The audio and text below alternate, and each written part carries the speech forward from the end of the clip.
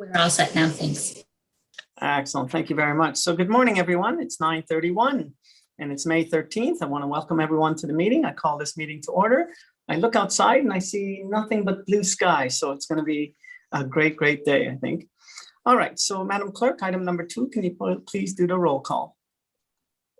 Thank you very much, Mr. Warden. I see Councillor Boddy just joining us now. So we now have all members of council present. Excellent, thank you very much.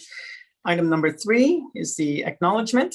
I'd like to say that we acknowledge and with respect the history, spirituality, and culture of the Anishinaabeg, the Six Nations of the Grand River, the Haudenosaunee, and the Wendat, Wyandot, Wyandot peoples on whose traditional territories we gather and whose ancestors signed treaties with our ancestors. We also recognize the Métis and Inuit, whose ancestors share this land and these waters.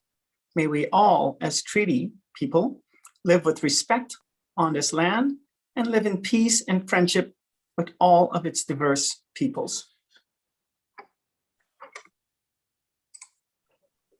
Item number 4, is there any declaration of interest, pecuniary or otherwise?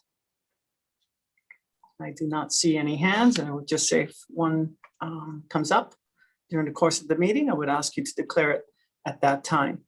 Item number 5A is the County Council and Committee of the Whole minutes, which are dated April 22nd. They are moved by Councillor Keaveney and seconded by Councillor Mackey. Is there any discussion with respect to those minutes? Seeing none, I will call the question. Is there anyone opposed to approval? That is therefore carried. Item 5B is the long-term care redevelopment minutes dated May 6, 2021. It is moved by Councillor Robinson and seconded by Councillor Mackey. Any discussion on that item? And once again, seeing none, I will call the question. Is there anyone opposed to approval? And seeing no one opposed, I will say that that too is carried. Item 6A, and I know Dr. Era is on deck, is the board minutes, Board of Health minutes and a report. It's being moved by Councillor O'Leary and seconded by Councillor Patterson. Dr. Era, you have the floor. Thank you, Mr. Warden. Good morning, Council. Good morning. The minutes from March 26th, the highlight of it was closing to the end of the first phase for the vaccine rollout and completing all the stages that are required there and groups, whether First Nation, healthcare workers, 80+, and the long-term care sector. And since then, many other changes or many other updates on vaccines have taken place. If it's appropriate, I can provide the recent updates, which is related to 71,000 vaccines have been provided in Grey Bruce. That is close to 50%, 75% of the eligible population in Grey Bruce, and that is very close to the 50% provincial average. For the past 2 weeks, we had reduction 50% in our shipments to send those 50% to hotspots, and that is the best practice and the recommendation from the science table, and we would endorse that, since at the end of the day we're receiving the patients transfer from hotspots, so any protection in a hotspot will protect Ontarians and protect our capacity in the hospital as well. So we will be seeing, and we have received the confirmation of return of full shipments over the coming weeks. The main update there on the vaccination for hospital workers, second dose, there is an interval of 4 months, and we decided locally to provide the vaccine to our health workers in the hospital. Specifically, we're receiving transfers from hotspots, and it was the first time the ministry calls us and sends a couple of communications saying if we proceed with second dose, that's going to open the door for other health units to do so. And in communication, advocacy with different people around the table and the local MPPs, we connected with the task force representative, and we arranged for a meeting with the local healthcare leaders, physicians, nurses, and executive in Grey Bruce. And that advocacy had contributed to the announcement that we heard earlier this week from the province to have the vaccine second dose provided to healthcare workers. So locally, we have the ability to provide that, and we're arranging for it over the coming 2 weeks in collaboration with the hospitals and the healthcare system. And we will go with the pace that works for our partners.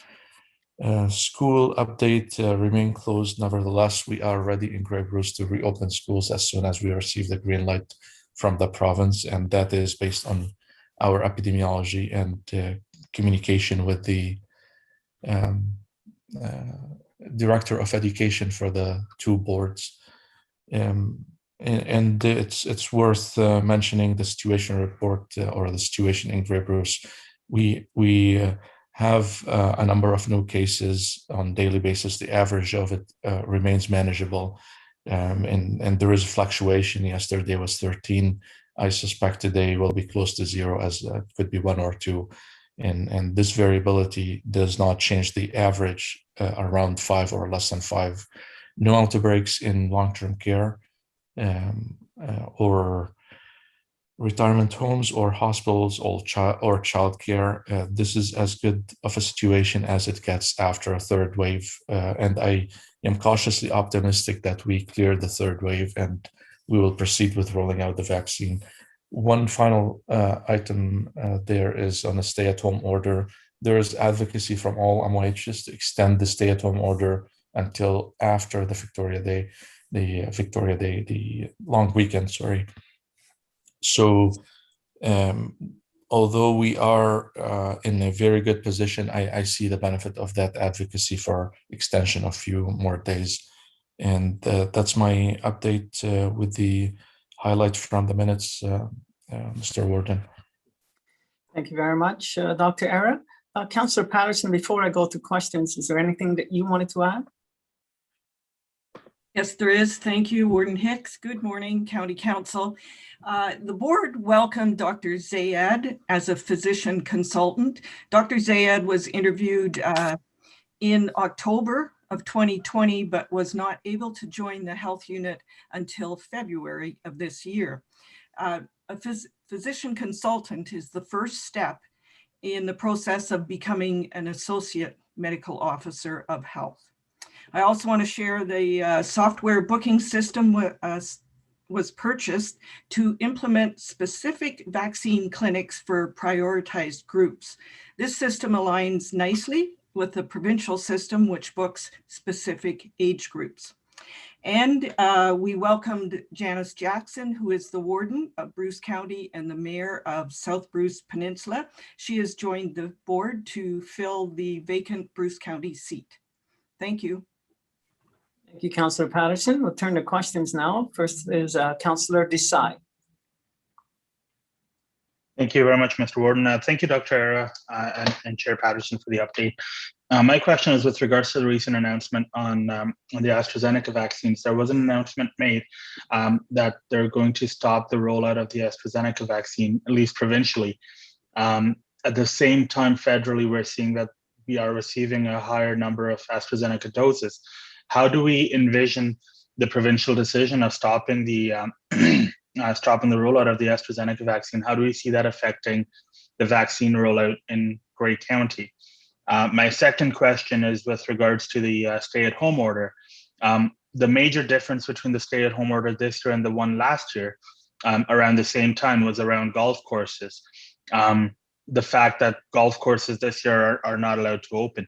Is there any recommendation from the MOHs to maybe revisit that decision? Because if we're going to say that outdoor activities like hiking, for example, can be done. What is different between hiking and golfing? In fact, golfing is a bit more frustrating. I'm speaking from experience anyways. So just maybe some words on whether or not that's something that we can look forward to in terms of golf courses being able to open. Thank you. Through you, Mr. Warden, the AstraZeneca was paused based on a provincial decision a couple of days ago. And that's worth mentioning. It was not a NACI decision. It's not the National Advisory Committee for Immunization. It is of abundance of caution related to the blood clotting. How that's going to affect the distribution in Grey Bruce or in Grey County.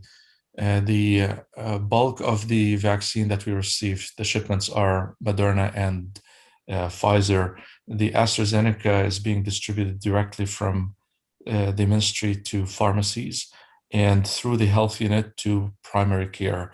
And the amounts of it is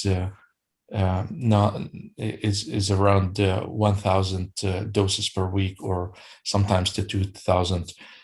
Nevertheless, that is part of the total shipments that we receive.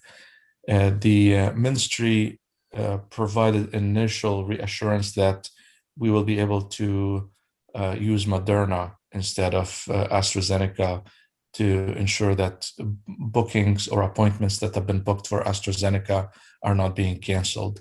This was an initial reassurance or assurance that we have not received the details of the increase in our shipments to accommodate for the reduction in AstraZeneca. The second question is related to golf courses. I agree with you that golf courses and golfing as an activity is one of the safest, and it's very much related to recreation or to exercise, which would help with mental health.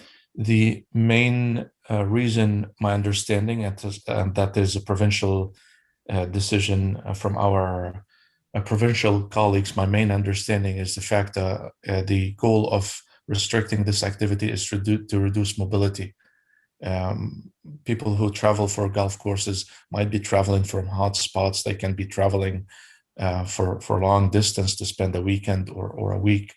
And restricting golf courses will reduce the mobility, which is a factor related to that transmission provincially. That is the main reason there. And I know that our provincial colleagues are reevaluating that situation on a continuous basis. Thank you. Any follow-up, Councillor Desai? I was hoping for more support for golfing, but no, thank you. No further questions. Thank you very much, Dr. Era. Thank you. Next is Councillor McQueen, or Deputy Warden McQueen. My apologies. No problem there. And good morning, Mr. Warden, and thank you for taking my question. And this is a question with regards to the minutes of March 26th, and it's at the top of page 5, and the chair sort of touched on it with regards to the Associate Medical Officer of Health. But the last sentence in the first paragraph, it sort of says, the first step of the process, appointment of the board as Associate Medical Officer of Health, was completed. However, the second step, receiving ministerial approval, was not completed. And I guess my question is was there something that the province didn't allow, or can you maybe just expand on that with regards to, and is that talking about hiring an Associate Medical Officer of Health? You know, maybe Mr. Warden give everybody a chance to find that. It's the top of page 5 on the March 26th minutes. I think it's 7.1, but it's sort of in the top of the 5th page. And it's speaking to the, my question is with regards, was there something that the province didn't do in the sense of helping out the health unit itself? That was more my question. Okay. For you, Mr. Chair, no, it was not any limitation from the provincial side or from the ministry side. Rather, the process was not completed for different reasons, individual employee reasons. Okay. Are there any other questions? I don't see any other hands. If I may elaborate, Mr. Chair, the process of recruiting an associate starts by interviews for a physician consultant. Then when certain qualifications are met with according to the provincial or the ministry criteria, the board can appoint, and that motion for appointment will be part of an application that goes to the ministry. Then the process of approving that application can vary between few months to over a year. And the ministry has been, my understanding from different health units applying, has been supportive of approving associates for certain health units. Some physician consultants remain physician consultants, but specifically in our case, it was a different process where the employee more or less withdrew their application, and that's the reason for stopping the application, not the ministry. Just to follow up there, Mr. Warden, if I may. Okay. I know it's a lot of work for Dr. Era to be working and not having an assistant, and that was the reason why I was raising the point. It's I think it would be nice to give him a day off on that part. That was the reason why I was asking it, only in the sense of, was there a process from the provincial side that? But thank you. I'm okay with that. I was just wondering if there was a delay from the provincial side. Thank you. Okay, thank you. Dr. Era, I wonder if I see Councillor Gamble's hand, and I'll get to you, sir. Dr. Era, I wonder if I might ask, have you taken a position with respect to children returning to in-class learning?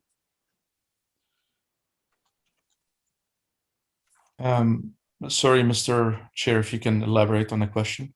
No worries. Have you taken a position, Dr. Era, with respect to in-class learning, so return to school for children?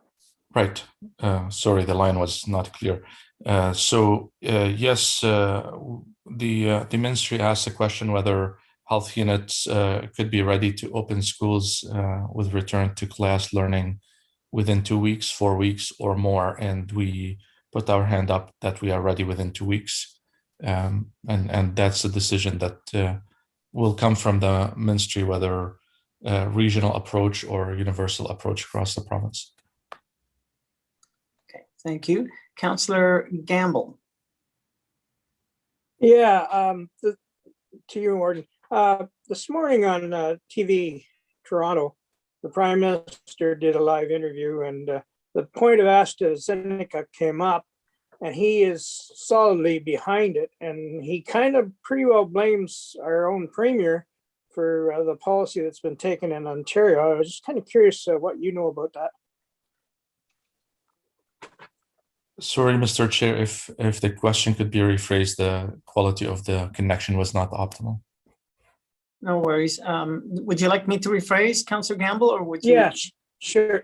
No, go ahead.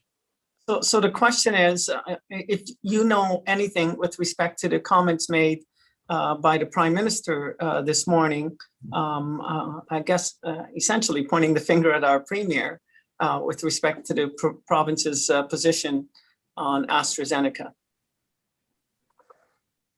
Not specifically on the comment. I know that AstraZeneca was paused, and the word paused, not canceled or stopped, for abundance of caution, and that was not a direction from Health Canada or NACI recommendation, rather a provincial Ontario decision from the Chief Medical Officer of Health Office based on abundance of caution, precautionary principle.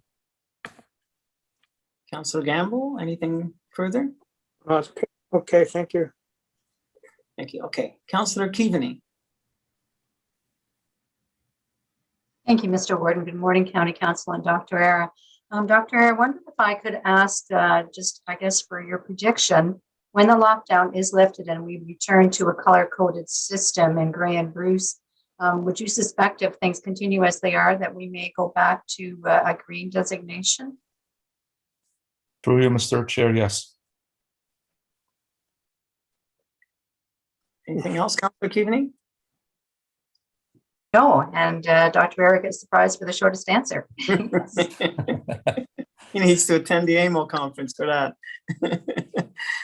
Okay, I do not see any other hands, Madam Clerk. And if that is the case, then I will thank Dr. Era for being with us today. I know you're a busy man. Thank you for the time. Thank you. And I will call the question now on the motion. Is there anyone opposed? And seeing none, that too is carried.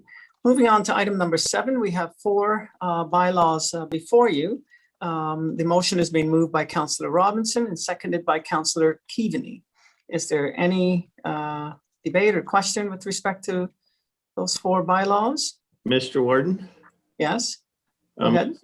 Ever Mayor of Town of Blue Mountains. I'd just like to highlight something that's potentially problematic in bylaw number 5112-21. Particularly it's paragraph 13, where it says any taxes canceled under this bylaw shall be shared by all levying bodies in the same proportion as those levying bodies share in the taxes levied against the subject property. The Municipal Act, however, says at 252-3 that if a local municipality has paid any body any part of the amount described in clause 1B above, that's any amounts that weren't collected, the municipality shall charge back to such body in its proportionate share of the unpaid taxes that are subsequently canceled, reduced, refunded, or written off. So this has potential implications, particularly to the Blue Mountains, Southgate, Grey Highlands, Chatsworth, and Meaford, who are likely to see increases that are in excess of the county average in terms of the new assessment when it comes. So what happens then is, as the bylaw is currently written, because they've seen a larger increase in taxes than in assessment than the rest of the county. Of course, when assessments go up, you're able to offset that by lowering your tax rate. So in a case where a local municipality has a larger increase in assessment than the county average, then it will offset its. But the county, because its average increase is not the same as that municipality, will not be able to offset. So in a case where I run the model for Blue Mountains here, and if our assessments went up 60% and county went up on average 40%, there'd be a $426 increase. That's modeling, assuming the budgets and growth happens as it has been over the last 3 years. Now, of that $426 increase, 186 would be at the county level. None would be at the Town of Blue Mountains level. In fact, we'd be reducing our taxes by 10% unless we had a growth in our budget in excess of what's happened in the last few years. And then 128 at the school board level. So, but the way it's worded, we would be sharing in that, although we're offsetting the increase, we would be sharing the county increase with them in that, based on the way the bylaw is written, even though we hadn't increased our taxes at all. And we would still be sharing in that $426 increase by sending another $161 to the county, even though the reduction, which is based on the increase, is not due to anything that we'd done. We'd still be picking up the cost of the county and the school board increases. So that's not just a Blue Mountains issue. I'm sure, based on real estate sales, that this would also impact our neighbors in Grey Highlands and Meaford, as well as Chatsworth and Southgate, because I know, looking at real estate ads, if the assessment increases are very similar to what we see in the real estate increases that the real estate board is reporting. All of those municipalities would be sending money for an increase that they did not create. So I just wanted to highlight that for people. Thank you, Councillor Soever. I see Mary Lou Spicer, our treasurer's got her hand up. And before I go to her, it strikes me though, and Mary Lou, you may want to comment on this as well. This bylaw is dealing with relieving financial hardship and canceling, the tax increase for those people with hardship. I would think that the overall dollars associated with this bylaw are relatively small. And then you did accurately point out that there would be a proportional sharing of that impact. Mary Lou Spicer. Thank you, Mr. Warden. Excuse me. From Kevin's report, he commented that it was difficult to estimate the number of eligible properties that would apply for this, this relief. He used the example of the County of Wellington, which provided a cancellation of up to a maximum of $500 and a minimum of $200. Reported in 2019 that for the 2018 tax year, 105 applications were approved, and the tax relief was $21,424, including the local, county, and education. With respect to the cost sharing, MTE has provided us a brief, and they reference section 353. So the cost of the write-off is shared proportionally in the same way that taxes on the property are shared amongst the different levying bodies. And so it says that the standard of sharing is established under section 353 of the Act that applies the distribution and chargeback of all levy amounts, except where specific sharing provisions are assigned. And then in essence, what it says is a local municipality that is required to impose taxes for another body must pay that body the taxes imposed, whether collected or not, unless the taxes have been canceled, reduced, refunded, or written off. And that in making adjustments for amounts that have been written off, those adjustments are to be based on each body's proportionate share of the unpaid taxes. So because section 319 establishes a total relief amount inclusive of local, upper tier, and education amounts, they must be shared in accordance with this formula. Mr. Warden? Go ahead, Councillor Soever. Yes, and the report doesn't put in the last part of section where it says the proportionate share of the unpaid taxes that are subsequently canceled, reduced, refunded, or written off. So those are important words. And that's where the difference between this bylaw and that comes in, because if you read proportionate share of the unpaid taxes that are subsequently canceled, reduced, refunded, or written off, that would be the proportionate share of the increase that you're offsetting under the bylaw. Whereas the way the bylaw is written, it's the proportionate share of the total taxes on the property, not the portion that's written off. So Councillor Soever, your specific suggestion for change would be some added language to paragraph 13? Yes, that would be consistent with the Act. Okay. Be identical to the Act, sorry. And so just to be clear, what you're proposing is that paragraph 13 would have what specific words added to it? Okay, so instead of saying, the way it's worded now, it says in the same proportion as those levying bodies share in the taxes levied against the subject property. Yes. It should mirror the Act and say in the same proportion as the share of the unpaid taxes that are subsequently canceled, reduced, refunded, or written off. Okay, I see several hands up now that we understand what you're proposing. Madam CAO. let Michael go ahead first, and then I'll speak after he goes ahead. Mr. Letourneau? Thank you, Mr. Warden. Good morning, Council. I can, if Council wishes, provide some of the advice that was given with respect to the drafting of this bylaw. It would need, I would recommend that it be discussed in closed as it's a draft bylaw.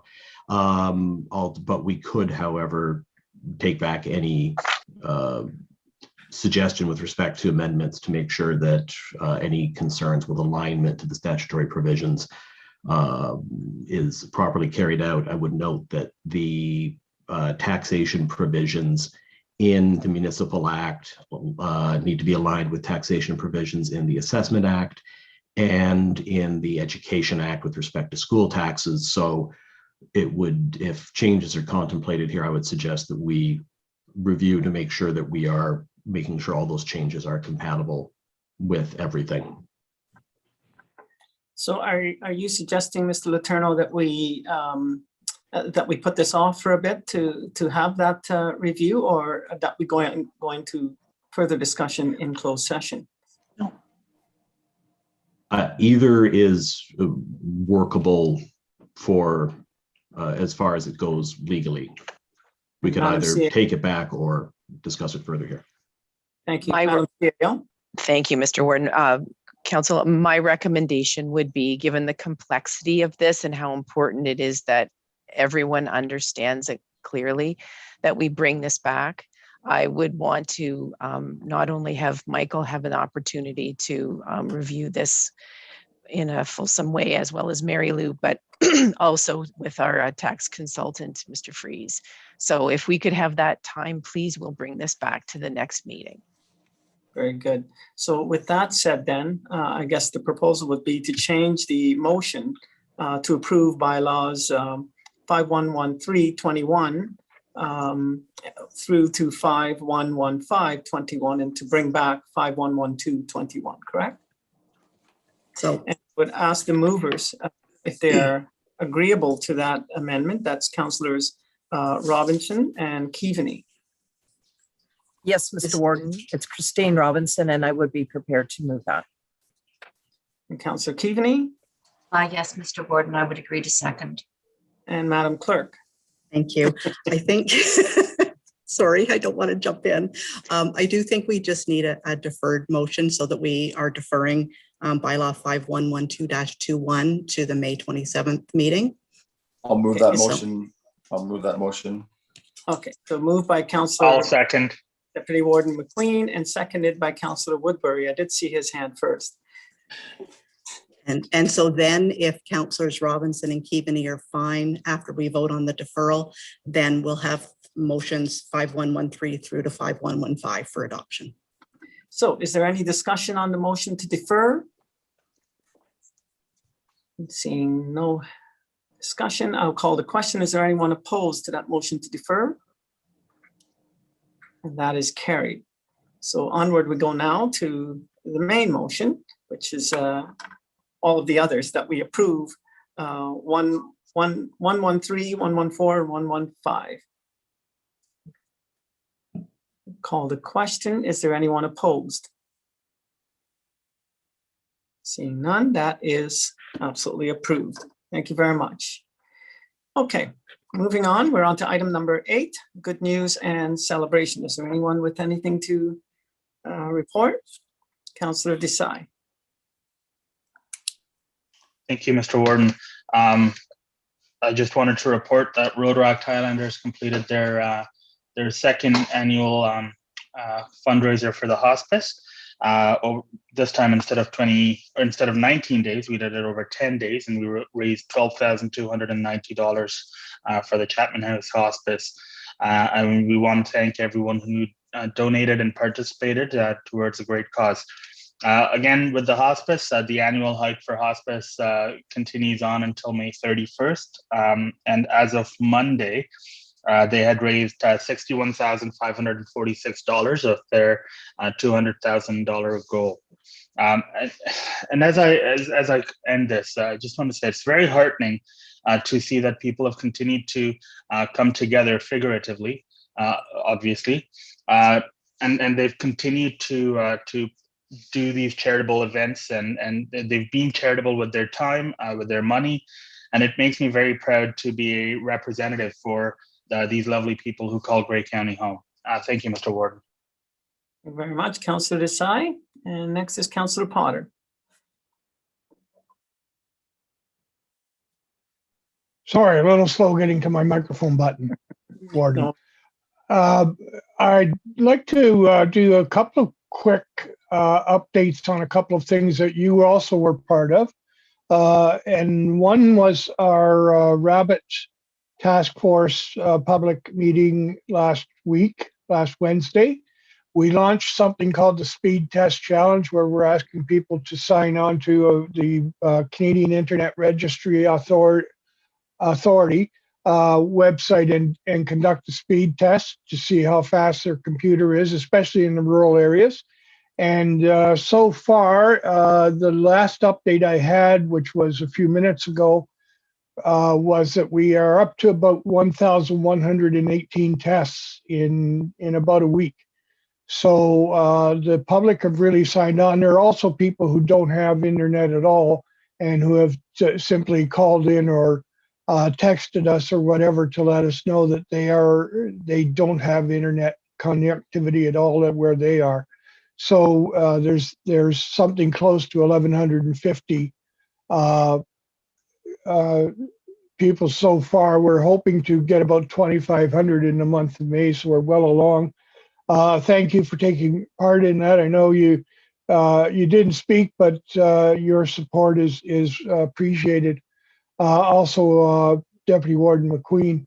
And that brings me to last night. The Institute of Southern Georgian Bay held a session on the role of municipalities post-pandemic. It was very interesting.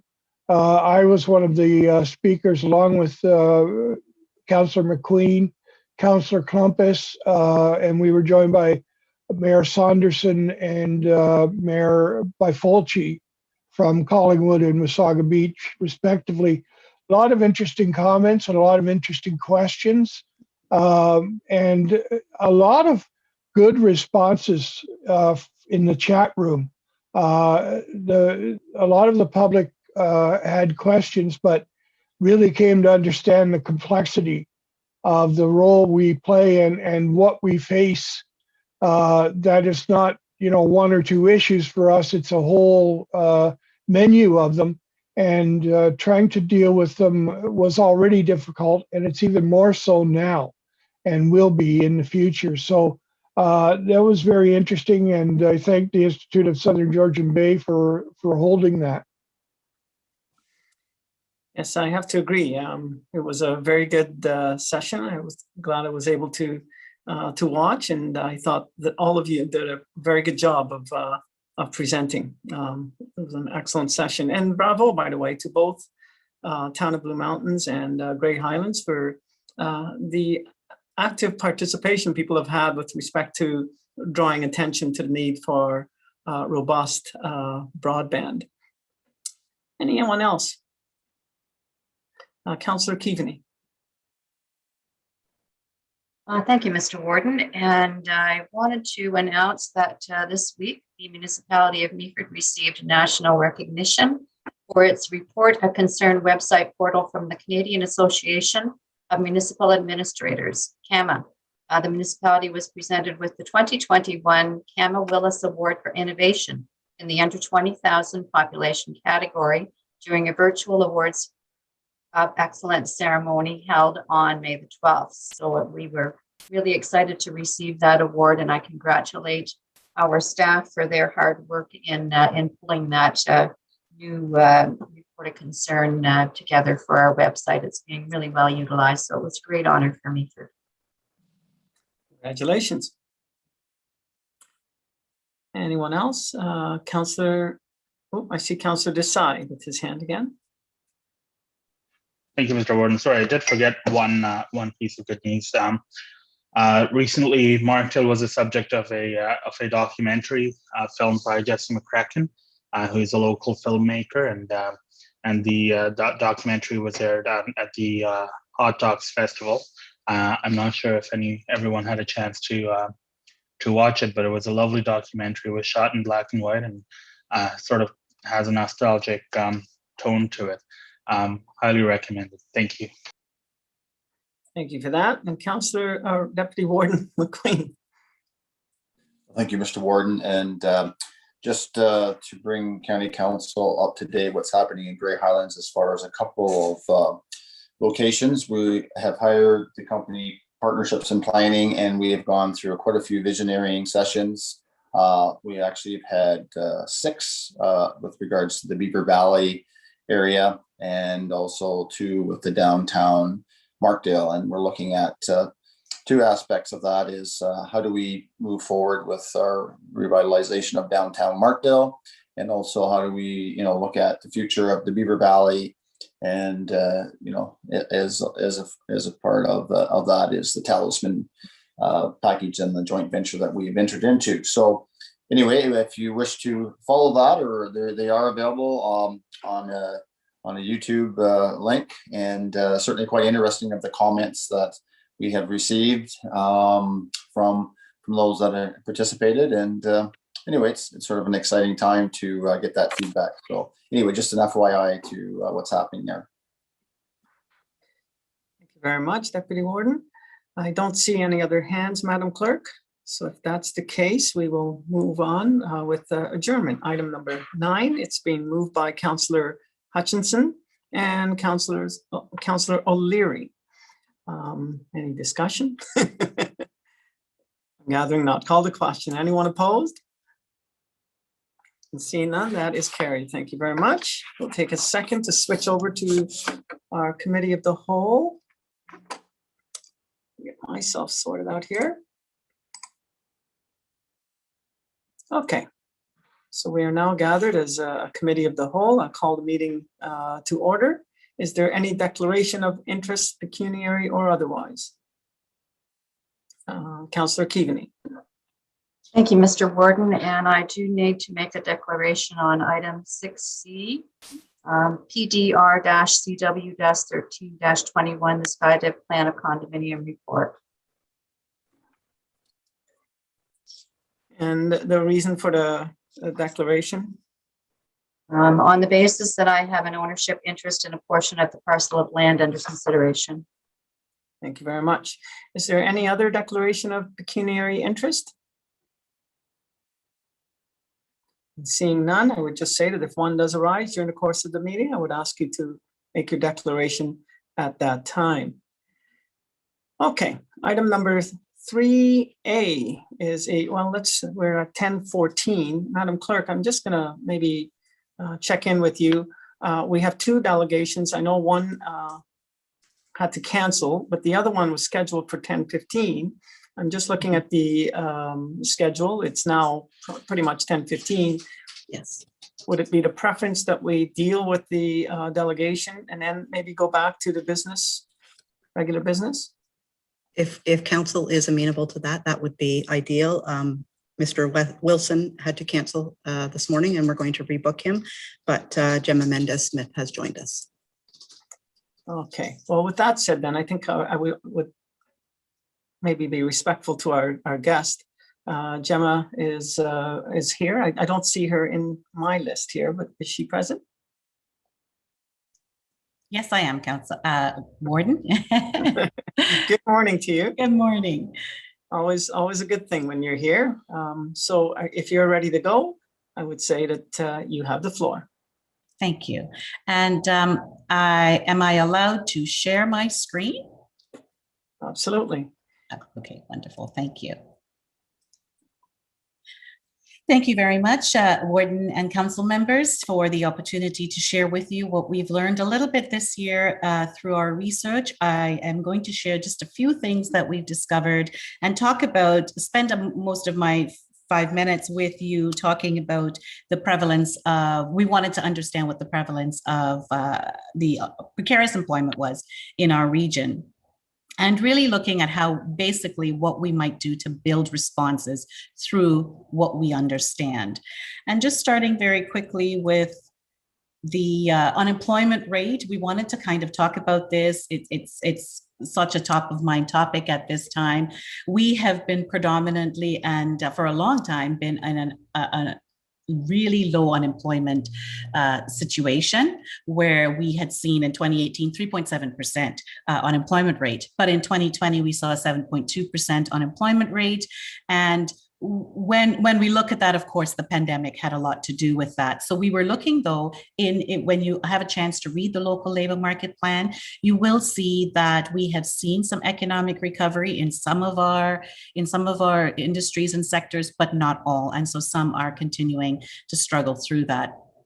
And we wanted to kind of look just briefly on employment insurance beneficiaries, just looking at how that may have changed between 2019 and 20, to give us a sense of how people might be able to ride through or survive through this pandemic period that we're experiencing. And so those numbers are showing that, of course, we had a significantly, as time went on, we had some significant numbers of people receiving insurance benefits, EI benefits, through that pandemic period. And one of the things that I will say here very quickly is that we do see a segment of our population that is experiencing more challenges, and that I will point to the more marginalized groups, including women and marginalized individuals, persons with disabilities, really experiencing the brunt of what's happening in the labor market through this pandemic. So a lot more to talk about there, but certainly conversations that can continue to happen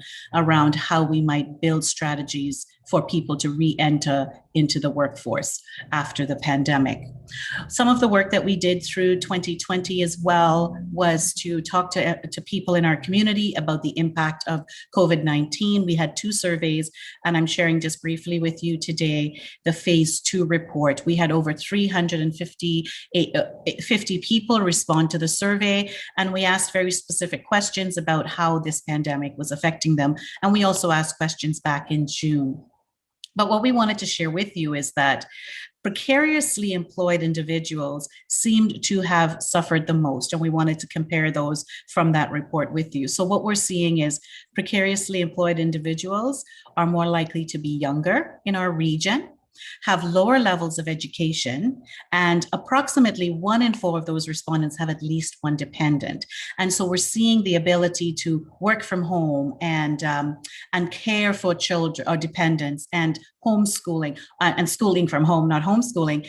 These are taking a toll on our individuals in our community that are more precariously employed. So things that we need to think about as we're building strategies moving forward. The employment characteristics of these precariously employed people are more likely to have part-time or self-employed income. That's because before COVID-19. So COVID-19 has really affected their ability to continue to be sustainable. They were more likely to report a loss of work due to COVID. They were more likely to report that their COVID-19 has impacted their ability to meet financial obligations. And these are the last 2 that some of the conversations we've been having recently around the idea of remote work and how that will play out. I think we need to look to this group of individuals, the precariously employed, because they're less likely to report being able to work from home, and less likely to have confidence in their ability to work from home. So while working from home may present a good option and opportunity for others, we also need to think about that group of people that continue to be precariously employed in our region and how those ideas will affect them.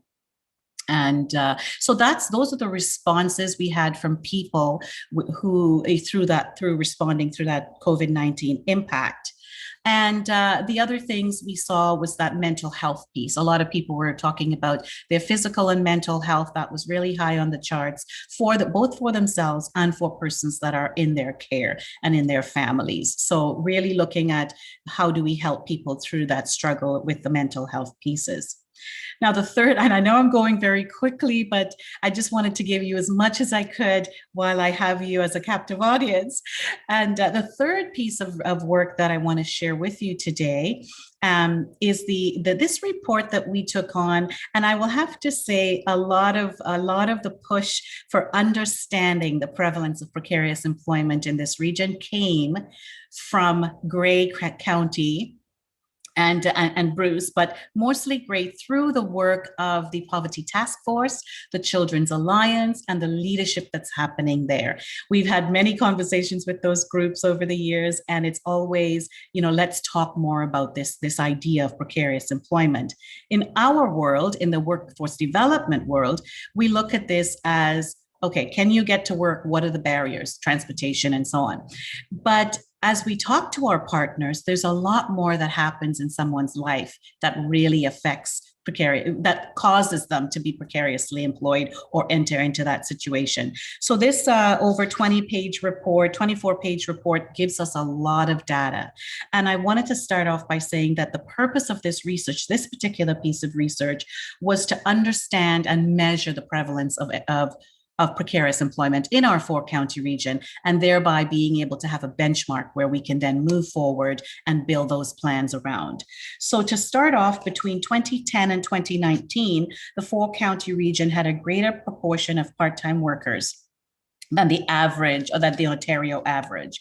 And we also had a long-term 60+ months or more of part-time employment with the same employer. And that is more prevalent in the 4-county region than it is across Ontario. So the other piece that speaks to that, though, is that compared to Ontario, we have more people in our region choosing to work part-time. And I will tell you that this is one of the conversations we've had at those tables. Because someone is employed part-time, we can't assume that they're precariously employed. So that's one of the things we really wanted to understand through this report. Is it that everyone who's part-time employed in our region precariously employed? And the answer is no. A greater proportion of our 4-county region workers in that part-time segment are choosing to work part-time and for personal reasons. And so there are charts in the report that actually give you those percentages. So we know that not everyone in our region is part-time employed. That's good to understand. What we learned from this research as well is that self-employment represents approximately 1 in 5 workers in our region, to a tune of 31,800 self-employed individuals in 2019. And the second part to that is what we're seeing is this self-employment it really shows up in agriculture. That's our biggest segment of self-employment. It's really showing up in agriculture. So as we're talking about self-employed people being really significantly affected through COVID-19, we're looking at that segment of our population within agriculture. So it's really a lot of information that we've broken down to get a good handle on where should we put our focus when we're talking about addressing self-employment in our region, or any of the precariously employed situations. And this slide speaks to families in our region. And so the incidence of low income, and so what we use to measure this, there are two measures we could use, and we went with the federal government measure of low income measure as opposed to what you might have seen in the past, the LICO, which is the low income cutoff. We just used a different data set because we wanted to get more deeper and richer information. And what that showed us is that the incidence of low-income couple families ranges from 6.2% in Grey County, which is our highest, to 4.9% in Perth, and of course, comparing that to the province at 10.6%. So what we're seeing is Grey County has low-income family couples at 6.2%, but while it is lower than the province, it is highest in our region. And when we looked at more detailed information about that loan, I have to find the right page, sorry about that. So the Grey County had 1,450, so 1,450 low-income measure couple families, and them consisting of over 4,000 individuals in those families. And so here's some of the breakdown of this information. These families had a median after-tax income of $26,450. So you're seeing that there are families living in Grey County that have that income. So over 4,000 individuals are living with an income of $26,450 in Grey County. Grey County also had Grey County also had 1,160 low-income measure lone parent families, comprising of 3,100 individuals with a median after-tax income of $24,550. And of course, again, it is still lower. Grey County is still lower than the provincial average, but it is the highest in our 4-county region. And then thirdly, we looked at the incidence of low-income lone parent family, and that ranges from 33.3%, again, Grey County topping that chart, and compared to 32. And of course, in this instance, we're seeing where Grey County is a little bit higher in that low income, a lone family, a lone person income. And I'll give you the details for that. So in Grey County, the number of low income measure non-family persons was 4,740, with a median after-tax income of 15,750. So those numbers speak to us about when we look at what's happening right now through the pandemic and what was happening even before the pandemic, the rising costs of housing, the fact that we need to talk about how we're going to provide transportation to get to those jobs that are available in our region. And so we need to really look at this report as to what can we do, how can we do that well, and why are families in these situations and how do we help them? And I think one of the things I would like to bring up at this point is some of the thoughts around what do we do now and how do we meet the worker needs for employers? And I did recently send a letter to our warden to talk about, first of all, the 4-county labor market planning board through the work that we do, the support for the Grey transit route. We love that. I'll start by saying that. And the reason why I say we love this is we know that as we work with individuals, that a lot of the individuals we work with through our Connect to Skills program falls within this category of people. They're either not working or they're precariously employed and they're looking for opportunities. The barriers we run into is that the jobs that are available may not always be available where people live. So how do we get them to where those jobs are available? And how do we continue to do that? And we've used the Grey Transit route. We were able to successfully use it. It is affordable. And the one thing that I will bring as a barrier and something that we as a community need to be thinking about is really how do we make that more reliable and long-term? And I'll give you a very quick example. We had someone who used the transit for training. This was an individual who had in Grey County, an individual from Grey County, had absolutely no computer skills. So we needed them in our space and we practiced our COVID protocols. They were able to get on that bus in the morning, show up for class on time, leave after the class was done and get back home. That was amazing. But that was only offered for 2 days. And so we did other things in between. The place that they could find work was out of their community where they could easily take a taxi or bike or walk. And because the transit route wasn't available for 5 days a week, they were not able to take that opportunity. And so while it's fantastic, I'll start by saying that it is fantastic. We do need to look at how do we continue to support people that need that transportation to get to work. One of the conversations I had with an employer in Grey County is, it's a great idea. I know we have it, but can we rely on it? Can we have confidence in it? And those are the questions we as a community would need to answer as we're working with employers and how we meet those needs.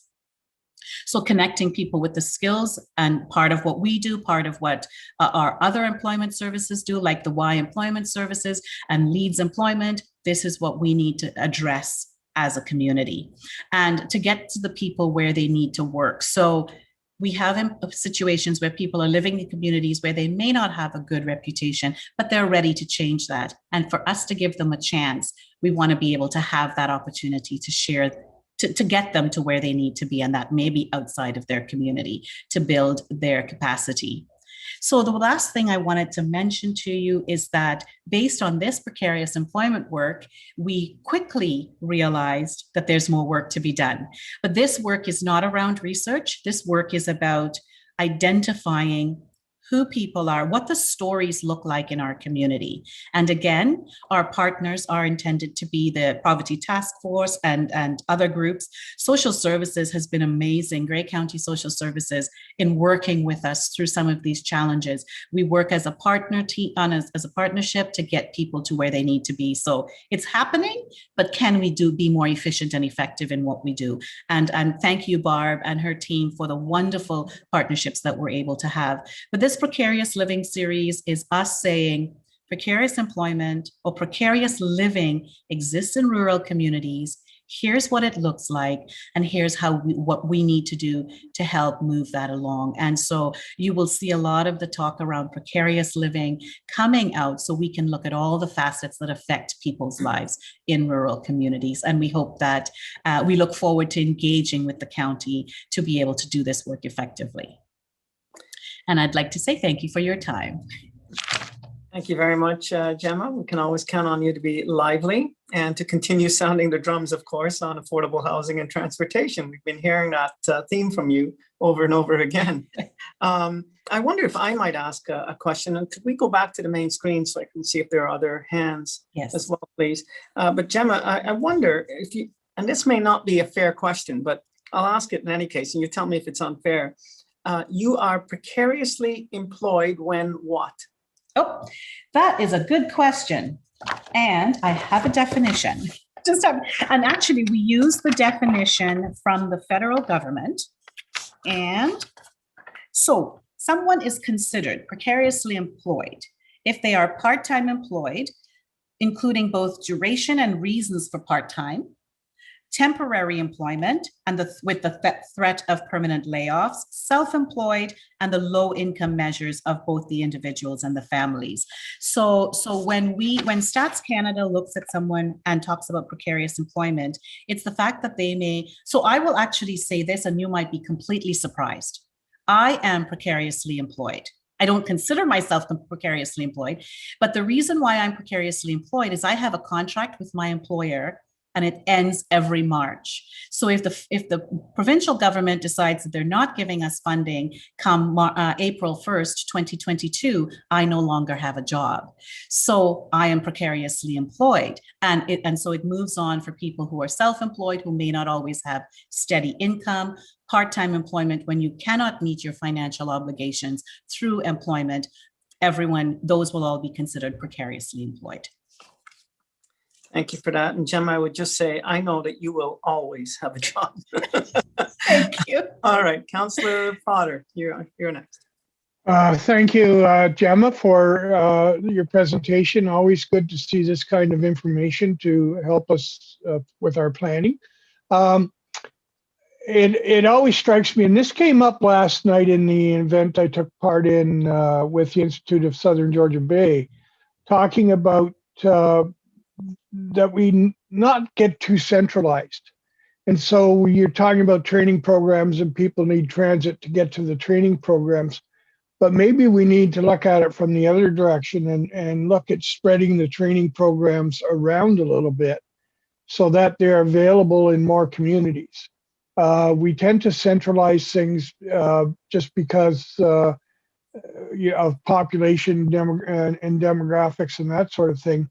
But we really need to look at the fact that we just don't have a transit system yet that will serve that. So we need to take that into consideration and think about how we can move transit or move training programs around, because they are desperately needed throughout our county. May I respond? And absolutely, your point is well taken. And so not just our organization, but other organizations, we actually move our training around. We offer both online and in person, and we usually go where there are jobs available. One of the challenges, though, is an employer may not always be open to the fact that somebody now they may have come across their desk before, and now they have made some changes and they're ready to be back out in the workforce. And so sometimes it doesn't always work for the individual living in a community, but that is the intention. So we have actually just spoken with the team at Ontario Works at Grey County, how we might be able to go into a specific community, do the training there, and be able to get people working in their community. So we are working on that idea. And as long as we can get enough people in that community to be trained, that's the idea of how we deliver training as 4 County Labour Market Planning Board. Thank you very much. Anything else, Councillor Potter? Very good, thank you. Oops, you took down your hand. I was going to say Deputy Warden McQueen. I guess I could speak to, I was thinking of time, I just going, Mr. Warden, precarious employment. So a lot of people that do have home-based businesses are they have contracts or whatever, but I'm also thinking that even in the construction business, you look for contracts. Are they considered precarious employment? I mean, it's sort of like you're either got a job or you don't have a job, is what you say about contracting. So is that more broad-based? I just never thought of it until you raised that point as yourself. So I think the contracting that they're speaking about is your employees. So the people that are on your payroll would be considered precariously employed if they have a timed contract. So everyone on 4 counties payroll will be considered. However, yes, it will be considered precarious employment in the eyes of the federal government. But not so much a contract for a business, but a contract as an employee. As an employee, yes. Right. Yeah. Interesting. Thank you. Okay, Councillor Desai, you're next. Thank you very much, Mr. Warden. Thank you, Gemma, for the presentation. I remember my first year in County Council 3 years ago. You had a presentation, and we were talking about similar things, that affordable housing was in a particular community, and the jobs were in a different community, and so it's good to see that we've come a fair way from then, when we didn't have the great transit route, to where we do have it today. And an interesting point that you brought up was with regards to the dependability, and we've had those conversations around this table on when we've talked about the great transit route, that it does need to be something that people can rely on, people can depend on, and especially if considering that it started off as a pilot project, and there's certain routes that we sort of I think it's important to note that at the end of the day, the success of Great Transit Route is measured by the facts that you're bringing up today, not by whether it's made the county or the municipality a certain amount of money or not. So I thought that was an interesting point that you brought up. The next, and the question that I have is with regards to the demographics of the individuals who are considered precariously employed. You've mentioned younger, lower education, and a dependent child living at home. Did you also collect gender demographics? We've heard a number of times in December, I think it was John Farmer from Violence Prevention made a presentation to the council and mentioned that women were affected at a disproportionately higher rate. Was that some data that you collected? And if so, was that the conclusions that you arrived at as well? Thank you. Through the warden, and thank you for the question. We discovered some of that information, and so this year, in the next delivery of our contract, you will see more work around who has been affected more disproportionately in our region, and that I suspect it will include women, or I would say the dependent care, the person who's offering the care. So I wouldn't want to say, but only women, but certainly women have been affected. And we see it just recently in a conversation, we've heard that persons with disabilities have been significantly affected, and not that they don't have the abilities to go to work, but they have also been affected. So you will see that coming out. So the information you might be looking for isn't ready for you to give to you yet, but in the next 6 months or so, you will see more information coming that is very specific to our region. What we have seen is across the country and across the province, it is a factor. Absolutely. And if I may have a follow-up, Mr. Warden. Absolutely. Thank you.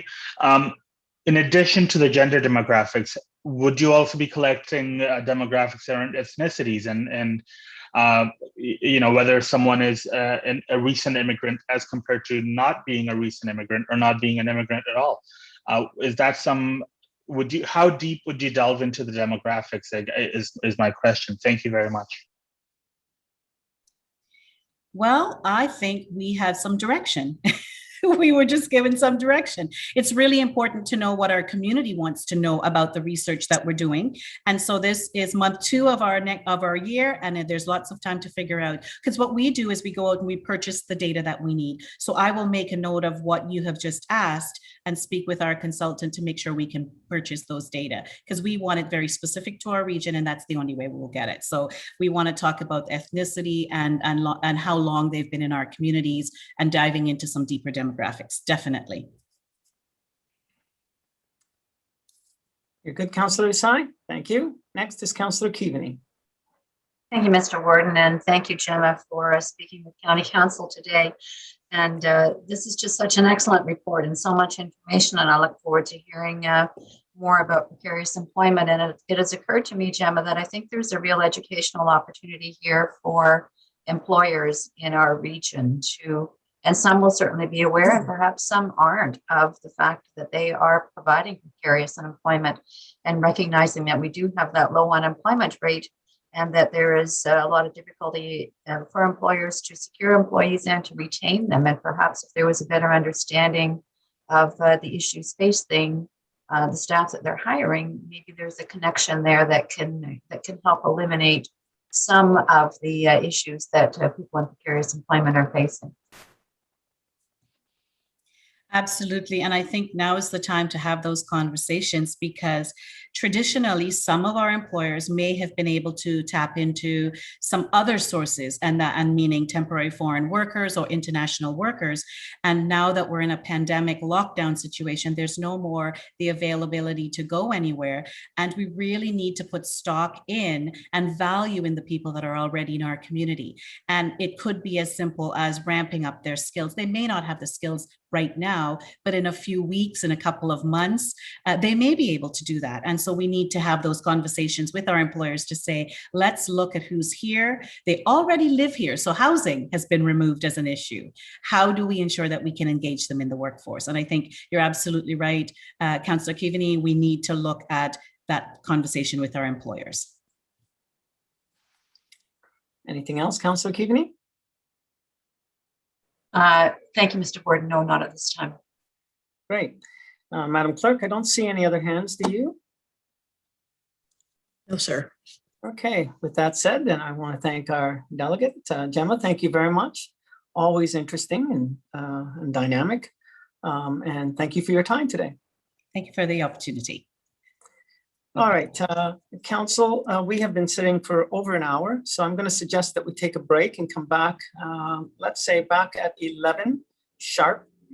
And that puts you, Councillor Soever, on deck, okay? I'd ask you to just shut off your video and mute yourself, and we'll see you back at 11.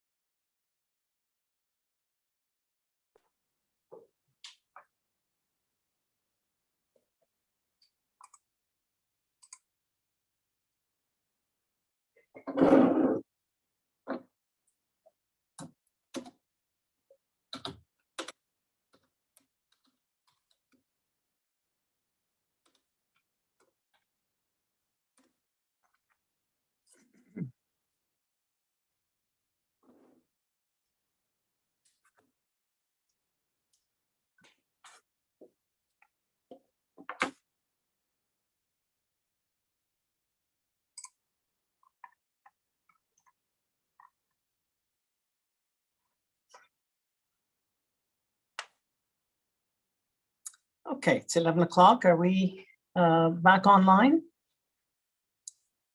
Excellent, thank you. So I see just about everyone here. We're going to proceed with item number 3A. It's a notice of motion provided by Councillor Soever. It's been moved by Councillor Soever and seconded by Councillor Robinson. Councillor Soever, you have the floor. Thank you, Mr. Warden. And I'm bringing this motion in order that we have a little more clarity potentially in our procedural bylaw and to make sure that we receive in advance and have a chance to review material that is going to be presented at Council Committee of the Whole and committee meetings. So the provisions of our procedural bylaw suggest timelines, but they're unclear about the need to adhere from them, as I say in my motion. And so what I'm asking for is that we direct the clerk to bring back a report on how the procedural bylaw could be amended to include a provision that all materials, including presentation materials related to delegations and staff reports, be posted on the council meetings no later than 72 hours before the meeting. And that if the material is not available at the time the matter in the question be removed from the agenda unless the matter is determined to be urgent. Obviously, we don't want to delay urgent things, but we also want to make sure that you know, we all have a chance to review all the material to be presented. And you know, this motion, I know I've raised the issue several times with the CEO over the last year. And, you know, there was a commitment to do that, but at times there's still gaps. The latest was April 8th when we talked about the Grey County Urban Road Connecting Links option. And there was a staff presentation that included a map that identified a road here in the town that was not mentioned in the staff report. So certainly, you know, I did express my frustration last year as well when we did the strategic plan, in that we had very little time to actually review. And what I like to do is when I get the presentations, if there's something, is to follow it, you know, the presentation and make notes on a paper copy. So, you know, I think what we've done here in the town of Blue Mountains is we've instituted some very defined timelines. And so basically, you know, delegations, as with the county, have to be in the week before the agenda is published. But then if something new appears on the agenda, people still have until the Friday noon to submit a request for delegation to speak to something that suddenly appeared. Because obviously we want to give people the chance to speak, you know, to things they see appear on the agenda and submit a delegation. But on the other hand, we also want to make sure that we have a good chance to review what everybody's going to say, so that, you know, we have a fulsome discussion. I'm on when I was a CEO of a mining company, I was on the other side of this. My board wanted everything 7 days before, and I kept telling them, well, you know, we're busy. And what they told me is, well, it doesn't take any longer to put the presentation together a week earlier than a week later. So it shouldn't affect, you know, the number of hours that you have. So that's why I brought this forward, and I'm hoping that council will see fit to support this. Thank you, Councillor Soever. And just for clarity's sake, I believe that you are specifically creating a distinction between the material materials with respect to the staff reports versus the staff presentations. And in some instances, staff will prepare, say, a PowerPoint presentation that they do on the day of. Yes. And what you're saying by way of this motion, you're saying, I would like to have not just the staff report, but I would like to have the staff materials, meaning that PowerPoint presentation, I would like to have that in advance as well. That's if I understand your motion correctly, that's what you're aiming for. Yes, Mr. Warden, that's correct. Because when you're following the presentation, it's a lot easier to follow the presentation and make notes on something that is similar to what you're seeing, rather than trying to flip back and forth through pages of a report and notes when the presentation may not exactly, follow the report, right? Okay, thank you. I was just seeking clarity about what the intention of your motion was. Councillor Potter, you seconded this motion. Do you have anything to add? Point of order, Mr. Warden. Christine Robinson, Councillor Robinson, it was I that seconded, and at the appropriate time, I would like to speak. Thank you. My apologies on that. Yes, it was you. My apologies. So go ahead, Councillor Robinson. Thank you, Mr. Warden, and through you. Certainly, I could support this motion and lended my name to seconding it. We're speaking of clarity of having the information before us as a county council, but it also addresses transparency to our Grey County residents so that they not only see the report, any presentation slide deck that is being before us. So, it just adds to efficiency, sharing information, and I feel this is a great idea. So I would hope that our county colleagues would see fit to support this motion. Thank you. Thank you. Anyone else? Councillor O'Leary. Thank you, Mr. Warden. Good morning, County Council. Mr. Warden, I can't think of a single time coming to County Council where I didn't feel prepared or didn't have enough information. Anytime I've had a question to the CAO, I have called her, and the number of times she has not taken my call is 0. So I just don't see the point of this. I won't be supporting the motion. And Madam Clerk, I'd like a recorded vote, please. Thank you, Mr. Warden. Thank you, sir. Anyone else? Councillor Desai. Thank you, Mr. Warden. I can understand where Councillor Server is coming from. I mean, there's times where I've had to flip back between the presentation and the report. At the same time, I think that he's not wrong when he says that it takes the same amount of time whether you do the presentation a week early or a week later. But what it does do is it dictates the priorities a little bit when perhaps they don't need to be dictated. The presentations are there to sort of walk us through the report. They're not there, and they're not intended to provide the full picture. The full picture is in the reports. So I don't want to place further onuses on staff and further requirements for them to have a particular presentation ready well beforehand. And as far as importance, that's very subjective, I feel. I mean, for me, a soccer game could be important, whereas other members of council might not find that important. So it's very subjective. And that's why I can't support this. We do have the option as council, if we feel that we don't want to discuss a particular report because we did not have the materials beforehand, we do have the option of deferring that pending further information.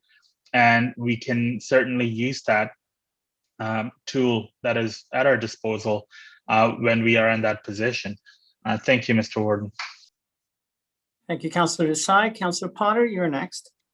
Thank you. And I think we're in danger of once again lining up on some kind of teams here where what this is really about is making sure that the information that comes before council is available not only to councillors, let's remember, but to the public ahead of time.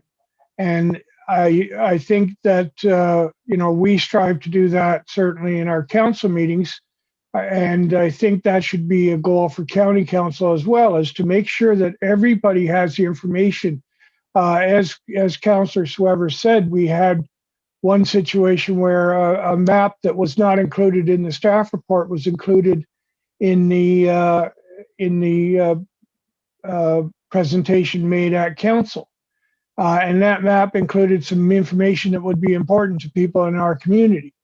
So that is the type of thing that we catch once in a while that worries us, that and sows, perhaps wrongly, but sows ideas of distrust within the public, where they wonder what's really going on when things just suddenly show up in a PowerPoint presentation that weren't in the staff report.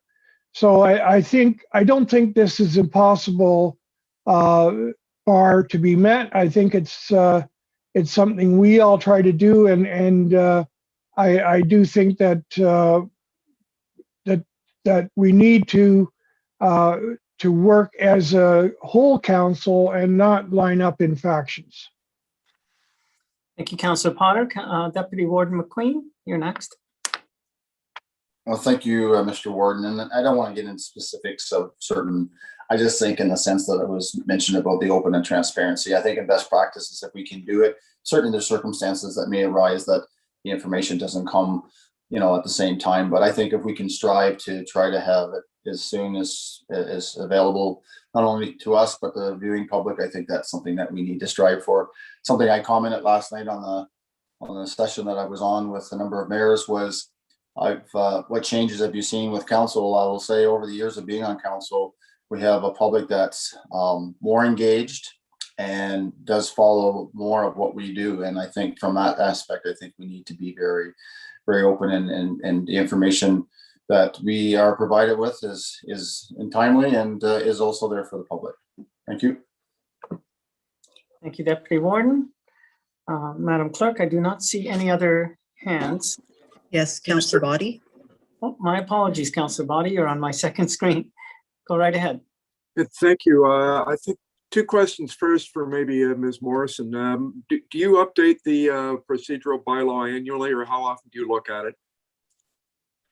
Well, depends on the changes. Last year we updated it a few different times, but we normally strive to do that every 2 years. Okay, and when's the next time then? It will be before the next term of council. So it will be sometime between the end of this year and early next year. Okay, so it's almost a year away, or a half year. I think it was great that we got the 4 counties labor materials before, and that I agree that helps us see things. I think there's times maybe that somebody at the last minute thinks, gee, I can enhance my presentation by throwing in a map or throwing in something. And when we're dealing with external people presenting to us, I think sometimes it's hard to force them to get their materials in time. I'm not sure about the removing it if they don't have it within 72 hours that we're going to remove them from an agenda, because then it gets into the idea of trying to be transparent when something's on the agenda and all of a sudden it's not on the agenda, and maybe somebody's tuned in to see it knowing that it's supposed to have been heard, and then we don't hear it. So it can go both ways. I do agree with the sentiment. I really like getting stuff in advance, being able to see it. I'm not sure how far we go to enforce it, or how, whether that's a bit draconian or what the answer is. So I'm kind of two different minds. I'm not sure that I'll support it with that wording, but I kind of like the idea, if that sounds like a politician that can't make up his mind. Thanks. Okay. Councillor Swever? You're muted, sir. Yes, and that's why I suggested that the clerk bring back a report on how we could do this, because I think there are practicalities. I know that we've become much more strict here, and county councillors will be familiar with our Ratepayers Association from the delegations they've made at county council. And we have told them too that, you know, if it's not in by noon, sorry guys, you know, it's not going to make it, because not only is it better for transparency for the public, but also it's fair to our staff. Our clerk was getting a lot of stuff on, you know, Friday afternoon at 4 o'clock for a council meeting on Monday, or even on the weekend. Well, for her to put that, you know, into the system and then have it ready to be pulled up during one of these virtual meetings, and also make it accessible and posted and all that. I mean, you know, it was just being impractical. She was here, you know, 7, 8, 9 o'clock at night on some Fridays just to get the material ready. So we've told all groups, even our ratepayers, and said, look, guys, you know, there's no reason, you know, you guys have your chance, but know that these are the rules, and we're not going to make any exceptions unless it is something that's a truly urgent matter. But, you know, it was just becoming, we have a very engaged public here. So when you get, and we have public comment period and all that. So when we're getting things, you know, a lot of things at the last minute, it becomes very unwieldy for our staff as well. Thank you, Councillor Soever. I don't see any other hands, and if that's the case. Mr. Warden, if I might. Yeah, who is that? I can't tell who that is. Councillor Milne. Oh, Councillor Milne, go ahead. I'm working from my iPhone, so I can't find the hands up thing. But anyway, I just thought I'd speak up. So thank you for taking my hand. County Council deals with a lot of important stuff, and I can't help but think that our staff are top notch. They go the extra mile to make sure that council has the materials that they need to make an informed decision in front of them in adequate time.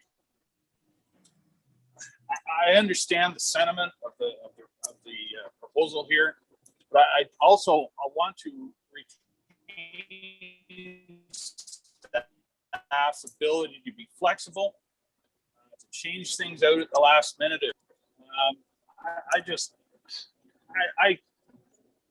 I can't support this.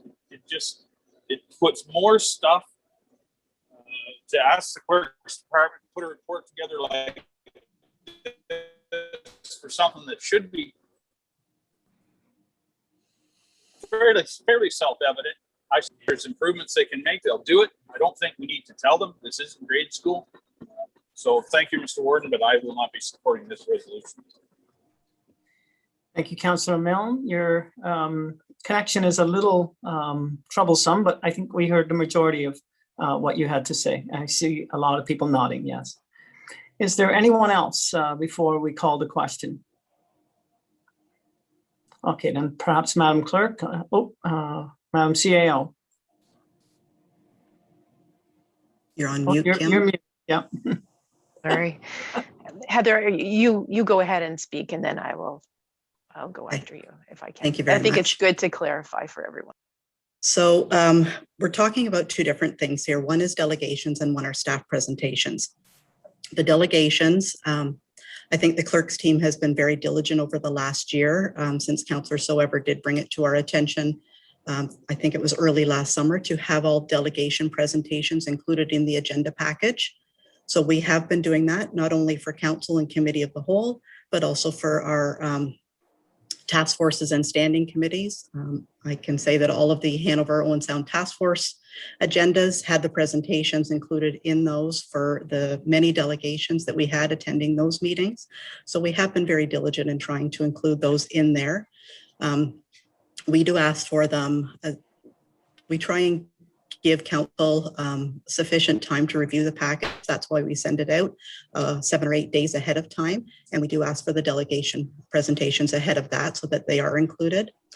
The staff presentations, really are their speaking notes to provide a visually appealing, simplistic way to walk council members through the report that was provided in the package.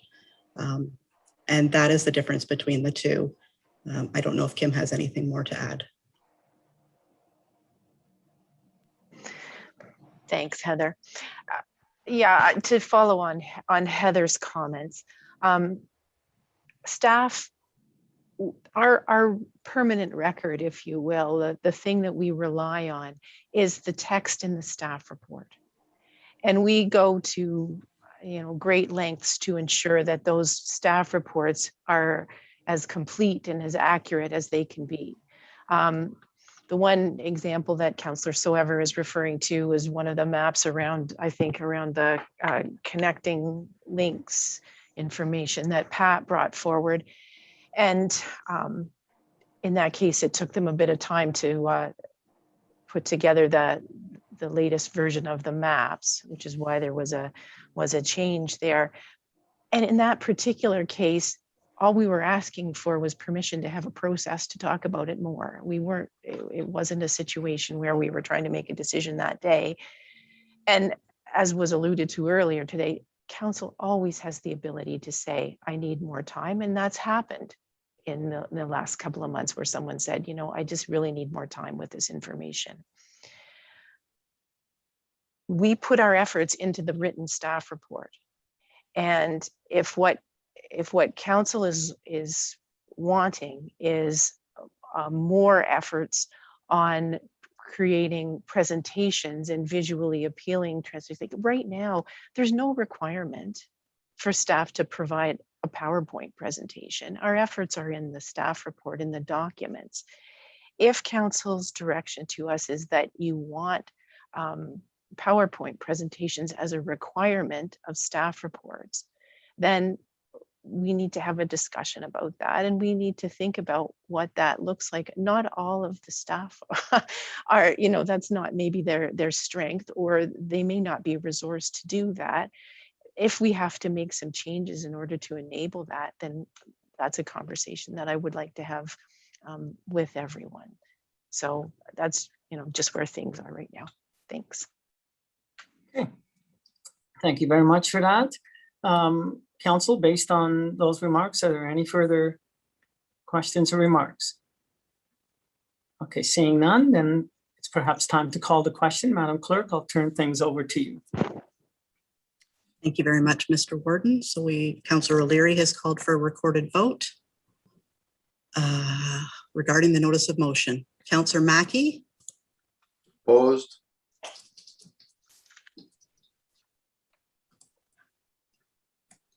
Councillor Gamble?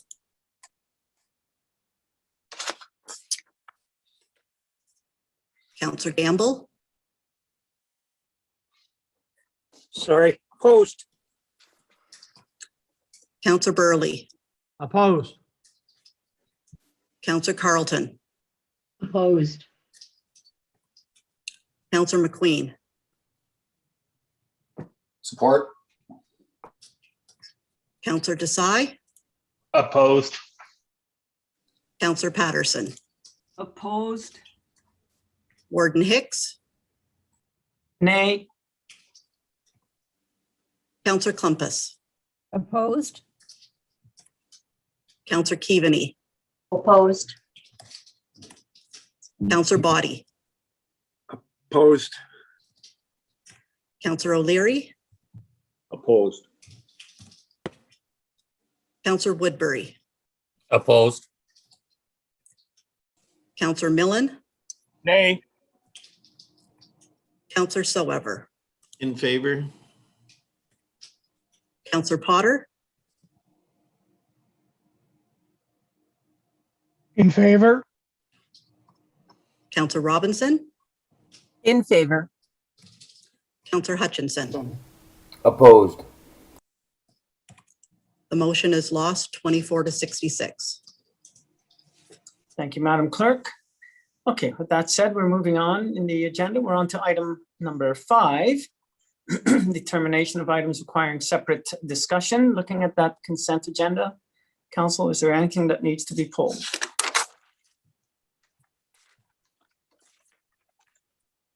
Seeing none, we will then move to the motion by Councillor Mackey and Councillor Patterson to approve the consent agenda as presented.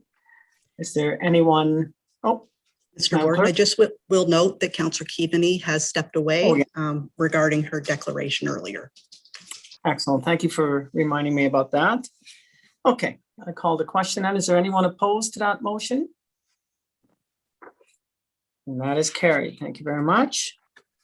Councillor Keaveney can join back again. Is she back with us? Not quite. Okay.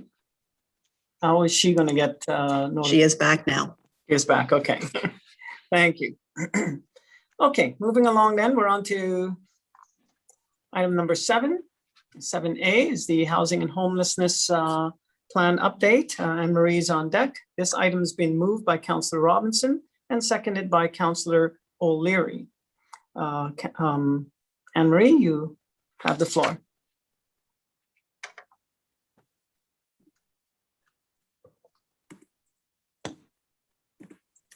Thank you very much, Council. I am just going to share my report on screen just because there is a lot of information and some statistical information. This is our annual report looking at our housing and homelessness plan update for 2001 to 21, and basically looking at our current state of housing and homelessness in Grey County and an update on some of the strategies that we have. Just as a review and reminder about our role as a service manager is to manage the affordable and community housing units of the county, county owned. We administer funding to the nonprofit housing providers and assist with their in-house and I guess administration of their units. We also manage the wait list. So there is just one wait list that people have to apply for rather than having to apply to all the various affordable housing units. We provide a continuum of options. So we look at options right across the continuum from emergency housing, transitional and supportive housing, to rent geared to income and affordable rentals. So looking at providing services for our most vulnerable tenants of Grey County or residents of Grey County and also those that are in that lower income bracket. And we also have to meet complex needs. So the province recognizes that there are unique and complex needs in each community. And we do this by setting out a 10-year housing and homelessness plan that deals with the priorities for our area. So a little bit about housing affordability in the area. Again, housing costs that are 30% or less of a person's gross income is considered affordable. A single person on OW, their affordable rent would be $219 based on their income. A person on Ontario Disability Support Program, it would be $364 a month. And for a senior that was earning about $2,000 a month on a fixed income, it would be around $600 a month. So we know that these rents do not exist in the private market. And so that's why affordable and community housing is an important part of our community. And we are the ones that are tasked with providing affordable rents through our community housing, our nonprofit housing, and our rent supplements. The average market rent right now, according to the Canada Mortgage and Housing Corporation, it is for a 1-bedroom in Grey County is $817 a month. We recognize that that is a bit low. We do see a range anywhere from $800 to about $1,200 a month. The CMHA or CMHC does not necessarily give direction on how they come up with this, but we do know that they do surveys for private landlords across the area, and it is a voluntary survey. We also recognize that our housing is not included in that number simply because we don't offer market rent. Our vacancy rate has continued to steadily decline. Our vacancy rate was 4.3% in 2014 and has declined to about 1% in 2020. 4% is considered a healthy interest rate where there's enough supply to meet demand. So obviously between high market rent and a low vacancy rate, that poses a problem for people that are looking for affordable housing. The need for affordable housing, this is our looking at our wait list. The wait list, as I've talked to in the past, is actually quite difficult to determine exactly how many people in Grey County are looking for housing because of the way it's set up. Anyone in Ontario can put their name on every list in Ontario for affordable housing, and they can also pick every housing unit in Grey County. So it is a little bit more difficult. The way we tend to look at it is that if you're on our wait list and you have an address in Grey County, we're assuming that you're interested in housing in Grey County. We do recognize that we do have some counties that are on our outskirts, and there might be some people that are applying from those too. Right currently, we have 620 Grey County residents that are on our wait list. We have 74 people with no current address. We have 27 residents in Bruce County, and we have 192 residents from outside Grey County. So that could be looking at Waterloo, Barrie, Toronto, York, Durham, other county and other city areas. I've also broken down by where we have affordable housing. So for instance, Chatsworth and surrounding area, we would have 8 residents with that address that are looking for affordable housing, just to give you an idea of where our need is in our county. I did also have a look at Collingwood, and there were 6 applicants on our wait list that had Collingwood addresses. Housing availability. The Grey County, we provide subsidy to 611 units of housing and 66 more households with provincial rent supplements. So we have 997 units of community housing through Grey County Housing, 552 through our nonprofit housing. We have 72 rent supplements. We have 20 rent supplements for transitional housing, and we have 66 provincial portables. So we do have quite a bit of housing that we already subsidize. I think it's around 1,667 units. So it was in 2020. But we also recognize that even though we do provide quite a bit of subsidized housing, that there is still a need for more housing. So what did happen in 2020 was the creation of our Affordable Housing Task Force and an action plan. And I know that there's been lots of communication on that, but I have attached the link to the action plan in this report. Some of the highlights of some of our future thoughts for creating more housing would be increasing the number of rent supplements. So rent supplement works if a person is in a private market unit, that works for them, except for they just have trouble affording it. So we can help by providing a rent supplement to that landlord to ensure that the rent is affordable. Working with our nonprofit housing providers, right now the money that is coming from federal and provincial government is focused in on providing funding for nonprofit housing providers. Reason being that they are the ones that are already involved in housing, they're managing it, they've got experience with builds, they have experience with people that may need supports to maintain their housing, and we know that they're in it for the long haul. So any money that we put in there is going to remain affordable for a very long time.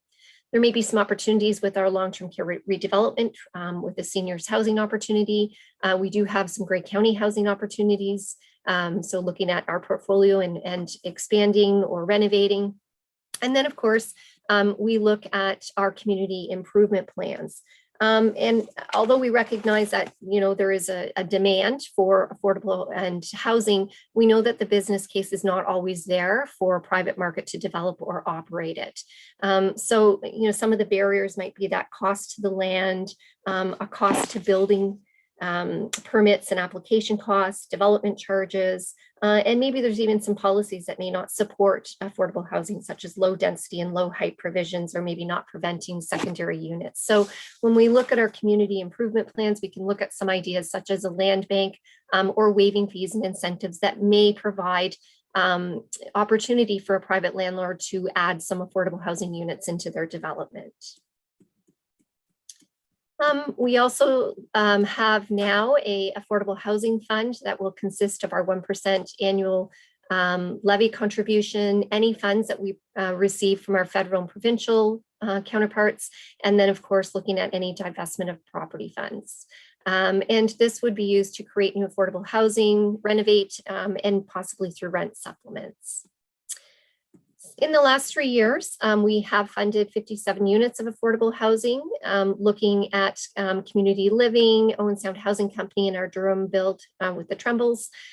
We also know that there are other housing options that are available for 2020 to 21. We have 60 units of affordable housing that will be completed in early 22. We have 10 transitional units that are to be completed by the end of this year. We have that were started in 2020 to be completed at the end of this year.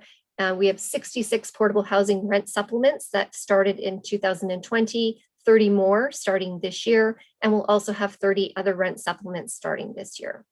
And through our Affordable Housing Action Plan, we've identified 20 plus affordable attainable housing possibilities that are in various stages of readiness.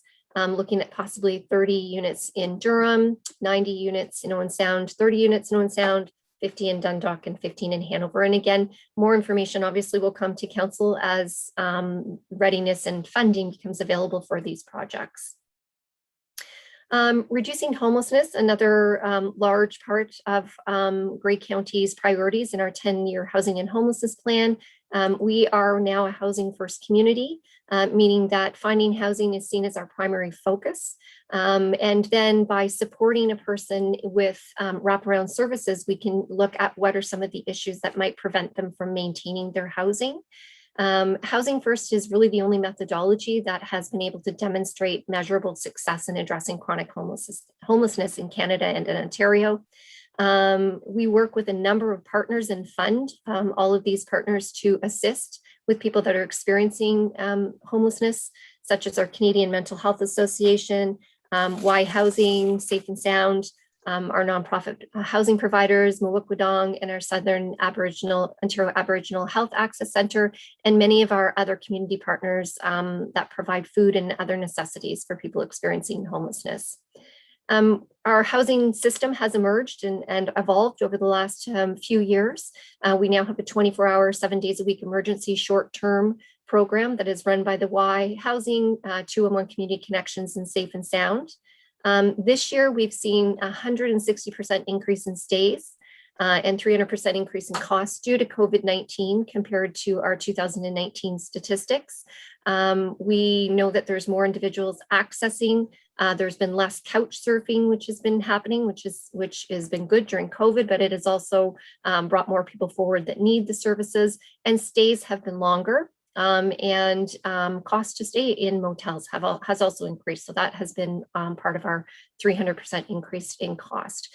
We're also finding more people coming from cities and other areas for various reasons, whether they think that there's more opportunity for housing up here or due to COVID-19 or not wanting to stay in shelters and would prefer more of a motel sort of idea. In those cases, Y Housing and other supports have worked with them to really explain what the situation is up here, that there is not access to permanent housing. And really, if your supports are back in your home community, then that's probably where you should remain. We have a homelessness response table. This started in 2020. It is working with various partners. And what it does is it looks for that real-time a real-time list for people to get onto so that we know who is looking for housing. We have funded 2 positions through a coordinator and an outreach worker through the Canadian Mental Health Association. So referrals come in from various community agencies. The by names list is, again, that prioritized individuals that are experiencing chronic homelessness. And then we look at finding housing that suits them and putting supports around them. This is for all of Grey County. We currently have, the program just started in February of 2021. There have been 33 people that have been referred that are experiencing chronic homelessness. So they have been homeless for more than 6 months of 1 year. Currently 3 people have been housed with supports. And of course, while they are waiting for housing, there are supports provided to them too. So this just allows us to find out more about who in our community and needs that services and supports. We still maintain our housing with our 5 housing with support providers to 85 individuals. at a cost of $740,000. And of course, this is true supportive housing with access to assistance for meals, medications, laundry, and other activities. We've maintained our sustainable housing benefit to people to allow people to continue to live where they are by helping them out with rental arrears and utility costs. And if they do have to move, then we will provide assistance with last month's rent. I've provided lots of information on our social services relief fund initiatives, and we're very grateful to the province to have those to allow us to provide services throughout COVID-19 and into recovery phase.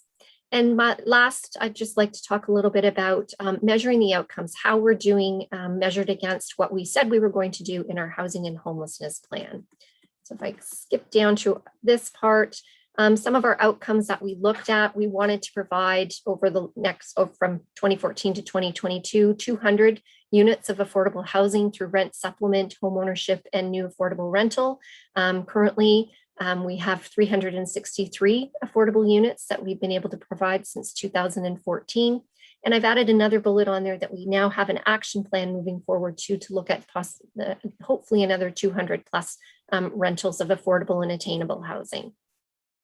We stated that we were going to have 100 renovations and repairs for homeowners, and we're now, as of 2020, up to 122. We've stated that it's a priority to focus in on preserving the social housing that we do have with our nonprofits and ourselves. And by doing our building condition assessments, which will be completed in June, we will be able to continue to work on our capital budgets. We also want to preserve, we know that the agreements that we have with most of our nonprofits are starting to end as of 2022 to 27, and we are committed to entering into an agreement with each and every one of them in order to support maintaining the housing. And we wanted to preserve the transitional housing units that we have by continuing funding. We want to increase the number of successful tenancies and prevent evictions in social housing. So we looked at creating a tenant services team. By adding coordinator, a tenant services coordinator, and a community relations worker, we are now able to support people that live with us that may not be able to maintain that housing if they don't have appropriate resources and supports. And looking at our interagency system for those experiencing homelessness, it really has evolved into the fact that we now have a 24-hour system. We have a homelessness response table, and it is our goal to decrease by 50% chronic homelessness. And so that's what we're looking to do by creating those 10 new transitional units, continuing to work with the Canadian Mental Health Association and other partners. And we also wanted to create supportive housing ourselves. We now provide 20 rent supplements to Canadian Mental Health Association and Y Housing. We fund to outreach workers at CMHA and Y Housing. And we also have created 10 units of our own. And so I'd be happy to answer any questions. Thank you very much. There we go. Okay, Council. Any questions? Councillor Mackey. Thanks, Mr. Warden, and thanks very much, Anne-Marie, for all that information. Can you just touch upon the eligibility requirements, dig down a little deeper into those, and whether or not it's only means tested or whether there's any needs test, built into it? I'm thinking of someone that is already in a rental accommodation, but it's maybe 50% of their income, as opposed to someone that's homeless. Are they moved up the list because they don't have any place? So can you just help me out with that, please? Certainly. So it is income tested. So a person does have to fall under a certain threshold. I believe for a one bedroom, it's around $30,000 a year and less. The majority of people that live with us probably make about $21,000 and less. But the only priority we have is for someone who is experiencing, who's a victim of domestic violence. They would move to the top of the list. Otherwise, everyone is on that list for rent geared to income housing, and it does go chronologically. The only other program that we have started is with the homelessness response table.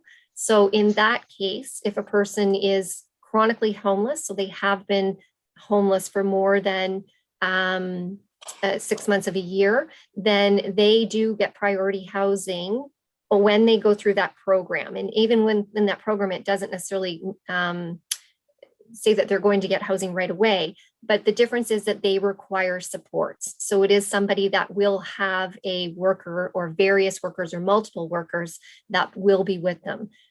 So that's just started in our community, and there is specific housing through Canadian Mental Health Association and others that provide supports for them, and through ourselves by the 10 new transitional units that we have being built this year. Thanks very much. Mr. Warden, can I just follow up, please? Please go right ahead.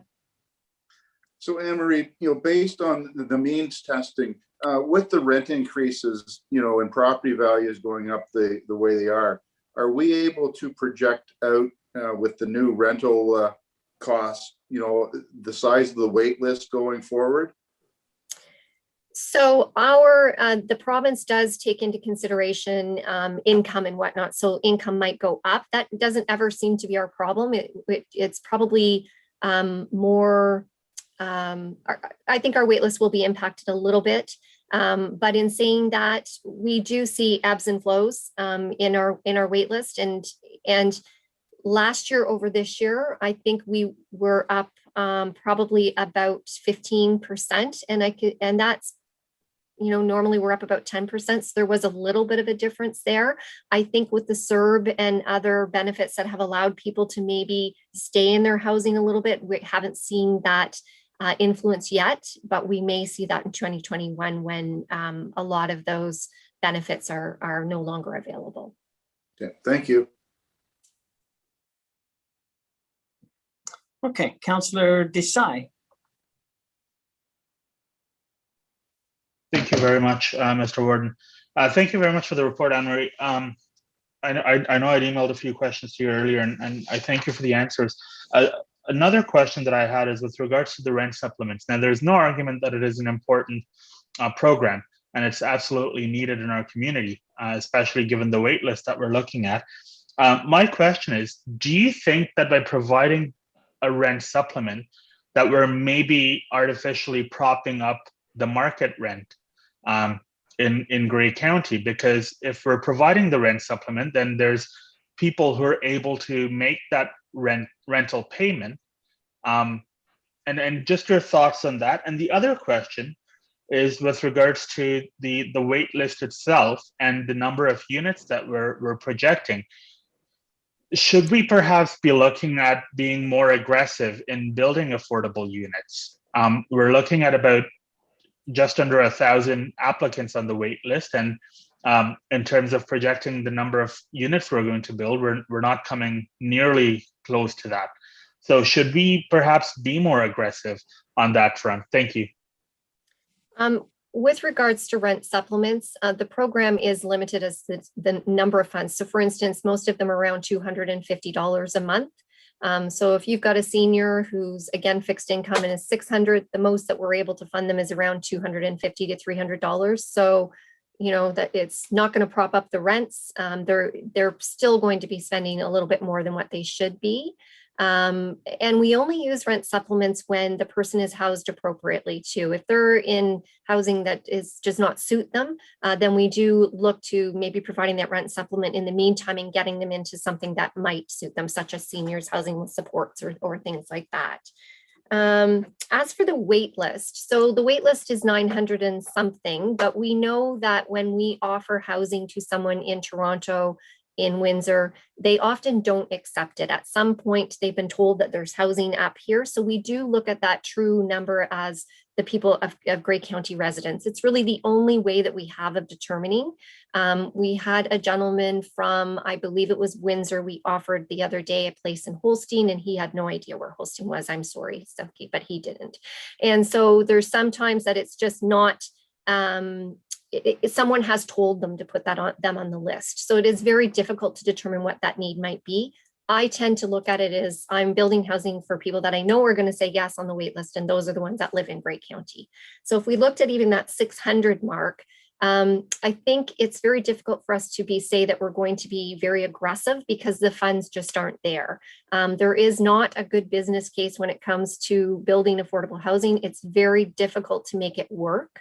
When it comes to that lower rent, when you have a mortgage that you have to pay off and you know that you have to provide a lower rent for somebody, it's very difficult to find that extra funding in order to make it work. So I think what the Affordable Housing Task Force has looked at is basically, here's what we have right now, here's the funds that we're hoping to get in the future. And if we keep looking for those opportunities and building up the funds and still looking for opportunities, that we might be able to provide some of that. We know we're going to have to build some housing our own. We know that our nonprofits are wanting to build. So we're taking a look at all of those opportunities that we have right now, but it does come down to funding. As always. And I mean, with Holstein, I hear they don't send their best to Grey County anyway. So thank you for that, Anne-Marie. I mean, I understand the business case. My question, I guess, and maybe this is for the council table, is whether we as council should be looking at providing that. Since the start of this year, I've had two individuals who are seniors who've called me and said that they're just unable to find housing. They're being evicted because their landlord wants to do renovations, and so they've been given a notice, and they're going to have to leave. And in the other case, it was the landlord's child moving back in, which understandably, I struggle with the fact that. And again, this is a question at budget time, but should we be looking at spending more? At the end of the day, we are a level of government, and our main reason for our existence is not making a profit, but it's providing a service. And there's clearly a need for service. And should we be providing that if the private sector cannot come in? Because I do really think that housing being such a huge issue doesn't bode well for us as a society. Thank you very much, Mr. Warden. Thank you. Anne-Marie? Yes, I think the other part of it too is continuing to ensure that the provincial and federal government are doing their part. It takes all levels of government to look after housing and homelessness. I know that our sector has been, very verbal, very much saying that it does take all levels of government to provide funding in order for this to work. We were very fortunate last year to receive funding at the end of the year that was remaining because we had a project ready to go. That seems to be the way to get things built, but that shouldn't be the way. There should be that continuous flow of guaranteed funding to allow us to plan and to allow us to get projects ready so that we can move forward. So I do think that there might be some advocacy on the part of council that to the provincial government that would be beneficial. Thank you. Councillor Potter, you're next. Thank you. And I just wanted to support Councillor Desai's suggestion that we be a little more aggressive about this because we can wring our hands all we want. We can have all the reports we want, but it's time that we actually take some action. And I'm not saying we haven't up till now. I'm just saying that we have to commit the county to being more aggressive on this over the next 5 years, 10 years, whatever. Anne-Marie, what would set that process in motion, do you think? Because we need to have some way of determining what the real needs are, giving us some focus on what it is we need to do, figuring out where we need to put these projects, and go from there, because Councillor Desai is right. We do need to get moving on this.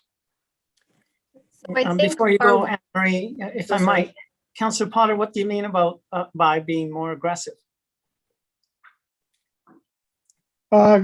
getting some projects in the works and people moving into them, because I hear all the time, we are working on our own attainable housing project here, but then we hear from people, what about affordable housing? What about the people that can't afford attainable housing? So we have the need here. I'm sure everybody does, and we can't just talk about it anymore. So by projects, I'm sorry, I'm pressing you on this. By projects, I think you're referring to both attainable as well as affordable projects. Well, both, but I think the affordable housing is, in my view anyway, is more crucial because they can't afford anything, and they're the people who need the most support. Thank you for that, Anne-Marie. Yeah, if I could just share my screen again here.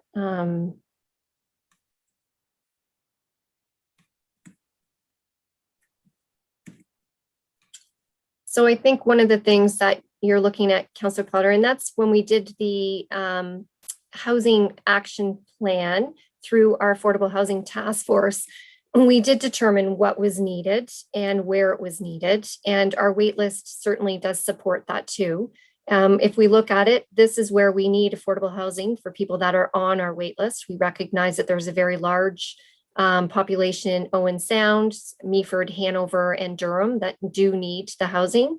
A lot of the other areas, maybe some rent supplements would help out, or working with some of our private developers and getting some of them to include some affordable housing units could look at that.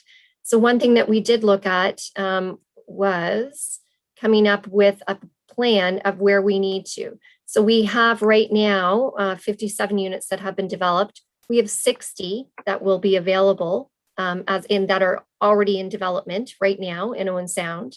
We have 10 that are in development right now for transitional. We added 16, we'll add 30 more and 30 more, so there'll be 60 more units. So that's about 130 units that are coming on board this year and next year. So we are aggressively looking at what we can do. I agree totally with you that we could do more. Again, it's based on funding and opportunity. So then we're looking at what do we have in varying levels of readiness. We know for a fact that we have in Owen Sound a nonprofit that is ready to build, shovel ready, and just looking for funding. We will have funding for that for them. They're ready to start at the end of 2022, and those funds will be available for them. Next, we have 90 units that are interested in being built. And again, it's looking at funding and getting people into that being ready stage. We have our own housing in Dundalk, in which we have a lot beside which we would like to build more affordable housing there. We have 30 units in Durham that we might be able to build as part of our long-term care. So continuing to look for those opportunities, and by having our affordable housing fund now actually having some funds that we can grow, that is how this will work. So if we want to look at it more aggressively, we can, but I think we have identified projects that are ready to go. And again, it's just a matter of means and finding out what the province and federal's thoughts are when it comes to providing us funding too. So. Councillor Potter, you're muted. Yeah, sorry, couldn't get to my button. So it's that old thing again, money, and what you're saying really is, we have the plan, we know what we need to do, we just need to be willing to put the money into the budget to make it happen. Is that about the sum of it? It is. I mean, we do have some money, which we hadn't had before, which has allowed us to move forward with the projects that we're looking at this year and next year. But certainly moving forward, it is always funding. Again, that business model of just building affordable housing without funding up front doesn't work. And right now too, build costs are so high that kind of skews our ability to, maybe adequately say, here's the exact amount of money that we'll need. But certainly at the Affordable Housing Task Force, we did look at a number of scenarios and what it might cost to build. For instance, the one nonprofit in Owen Sound looking at 30 units, and here's the amount of money that we're going to need in order to provide them up front so that the build will be sustainable and work. That's all, Warden, and thank you, Anne Marie, and thank you for your report. Thank you, Councillor Potter. I don't see any other hands. Looking at my second screen. So if that is the case, then perhaps it's time to call the question on the motion to receive this homelessness, housing and homelessness plan. Is there anyone opposed? Seeing none, that is carried. Thank you very much. Great report, good discussion, very important issue. All right. Item number 8, we're dealing with other business now and AMO delegations. Kim, perhaps I can turn things over to you.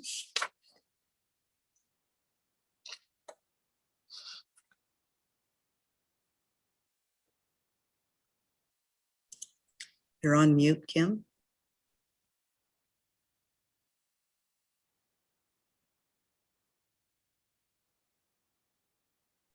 There we are. I'm so sorry.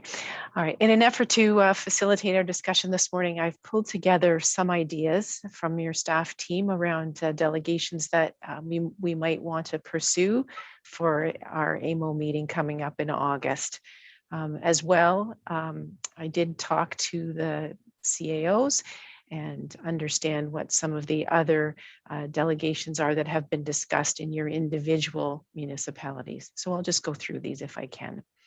So as far as county requests, there's a potential to request a delegation with the Ministry of Health for long-term stable funding for community paramedicine, and to also request further coordination of mandates and oversight and decision-making for the community paramedicine program.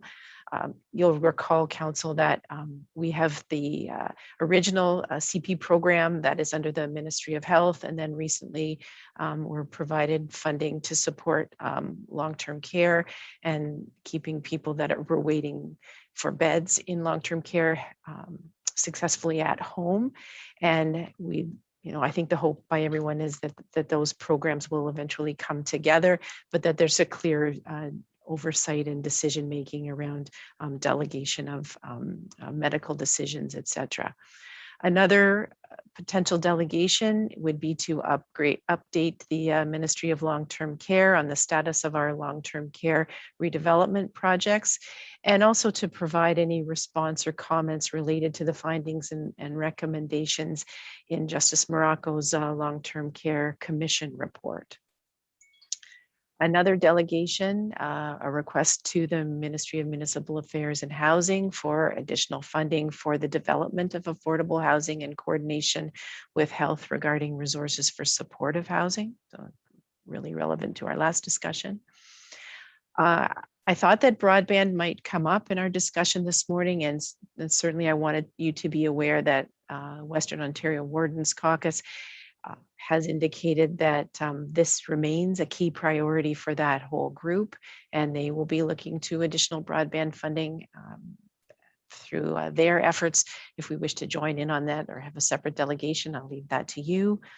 And finally, a delegation to the Attorney General highlighting the success of the virtual court process in Grey Bruce, and just indicating our desire to see that ability be retained on a more permanent basis after the COVID situation is more resolved. We know from your individual discussions that there is a Ministry of Health delegation being requested for additional physician allocation in small urban and rural communities. To MTO around the regional approach for comprehensive transportation planning across all of Grey, Bruce, and Simcoe. Also MTO and connecting links and better alignment and planning around long-term capital projects, and also a delegation of environmental support for climate action. To the Municipal Affairs and Housing around stabilizing the OMPF, economic development, job creation, and trade, about economic development plans post the pandemic. And finally, and this is one where there was fairly unanimous support amongst all of the CAOs, was to go to the Ministry of Finance and the new FSRA around the cost of and access to appropriate insurance. I think all of us are seeing this. It's been a long-standing issue at the AMO table, I believe. And I just wanted to highlight for Council's benefit that one of the recommendations in Justice Morocco's commission report is that the province needs to intervene in the market to ensure that long-term care facilities can continue to obtain coverage. And certainly in Grey County, we have had some challenges in getting the appropriate insurance coverage for student placements, and especially when that is so necessary to ensuring that we have the health human resources that we need in the future. I think it's important that the province ensure that can be appropriately insured. So I'll stop sharing my screen now if you'd like, but those are the four that I thought council might be interested in from Grey County. So health around community paramedicine, long-term care, municipal affairs and housing around additional housing resources, and Attorney General around continued ability to offer a virtual court process. So I'll stop sharing. Thank you, Kim. Council, any input here? Councillor Mackey? Thanks, Mr. Warden, and thanks, Kim, for those. Within the presentation that's proposed to the Ministry of Long-Term Care, do you think we'd be able to push the ministry on making the final recommendations based on the commission report for our redevelopment options? We're going to need to know, number of residents per room, size of rooms, general layout of new facilities. I know that's going to take some time, and we have a little bit of time right now, but I'm just wondering if that's an opportunity to stress to the ministry the need for them to make their final decisions around the commission's report.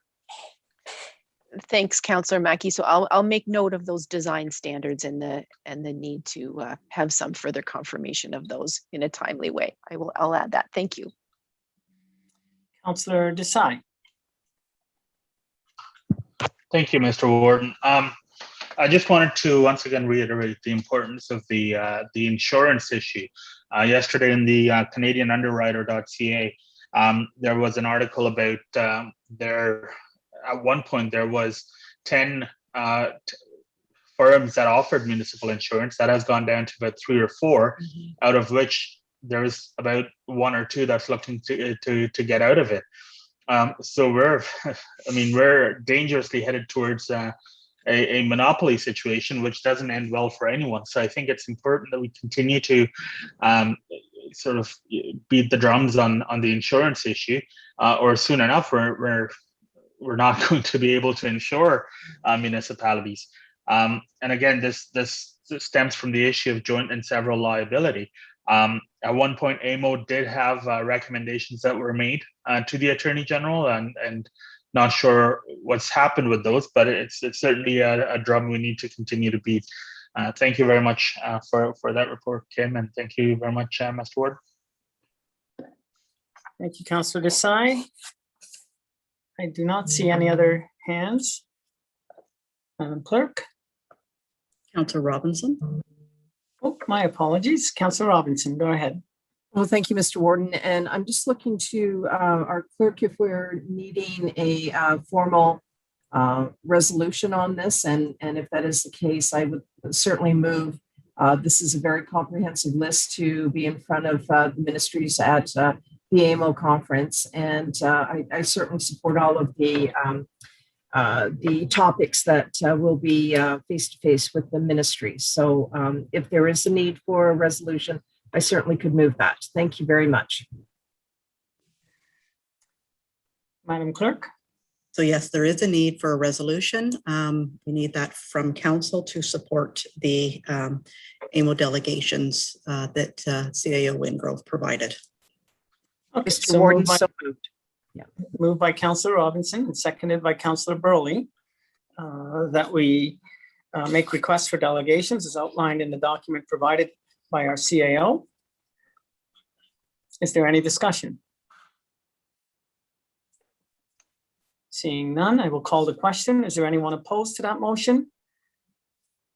And seeing none, I'll say that that is carried.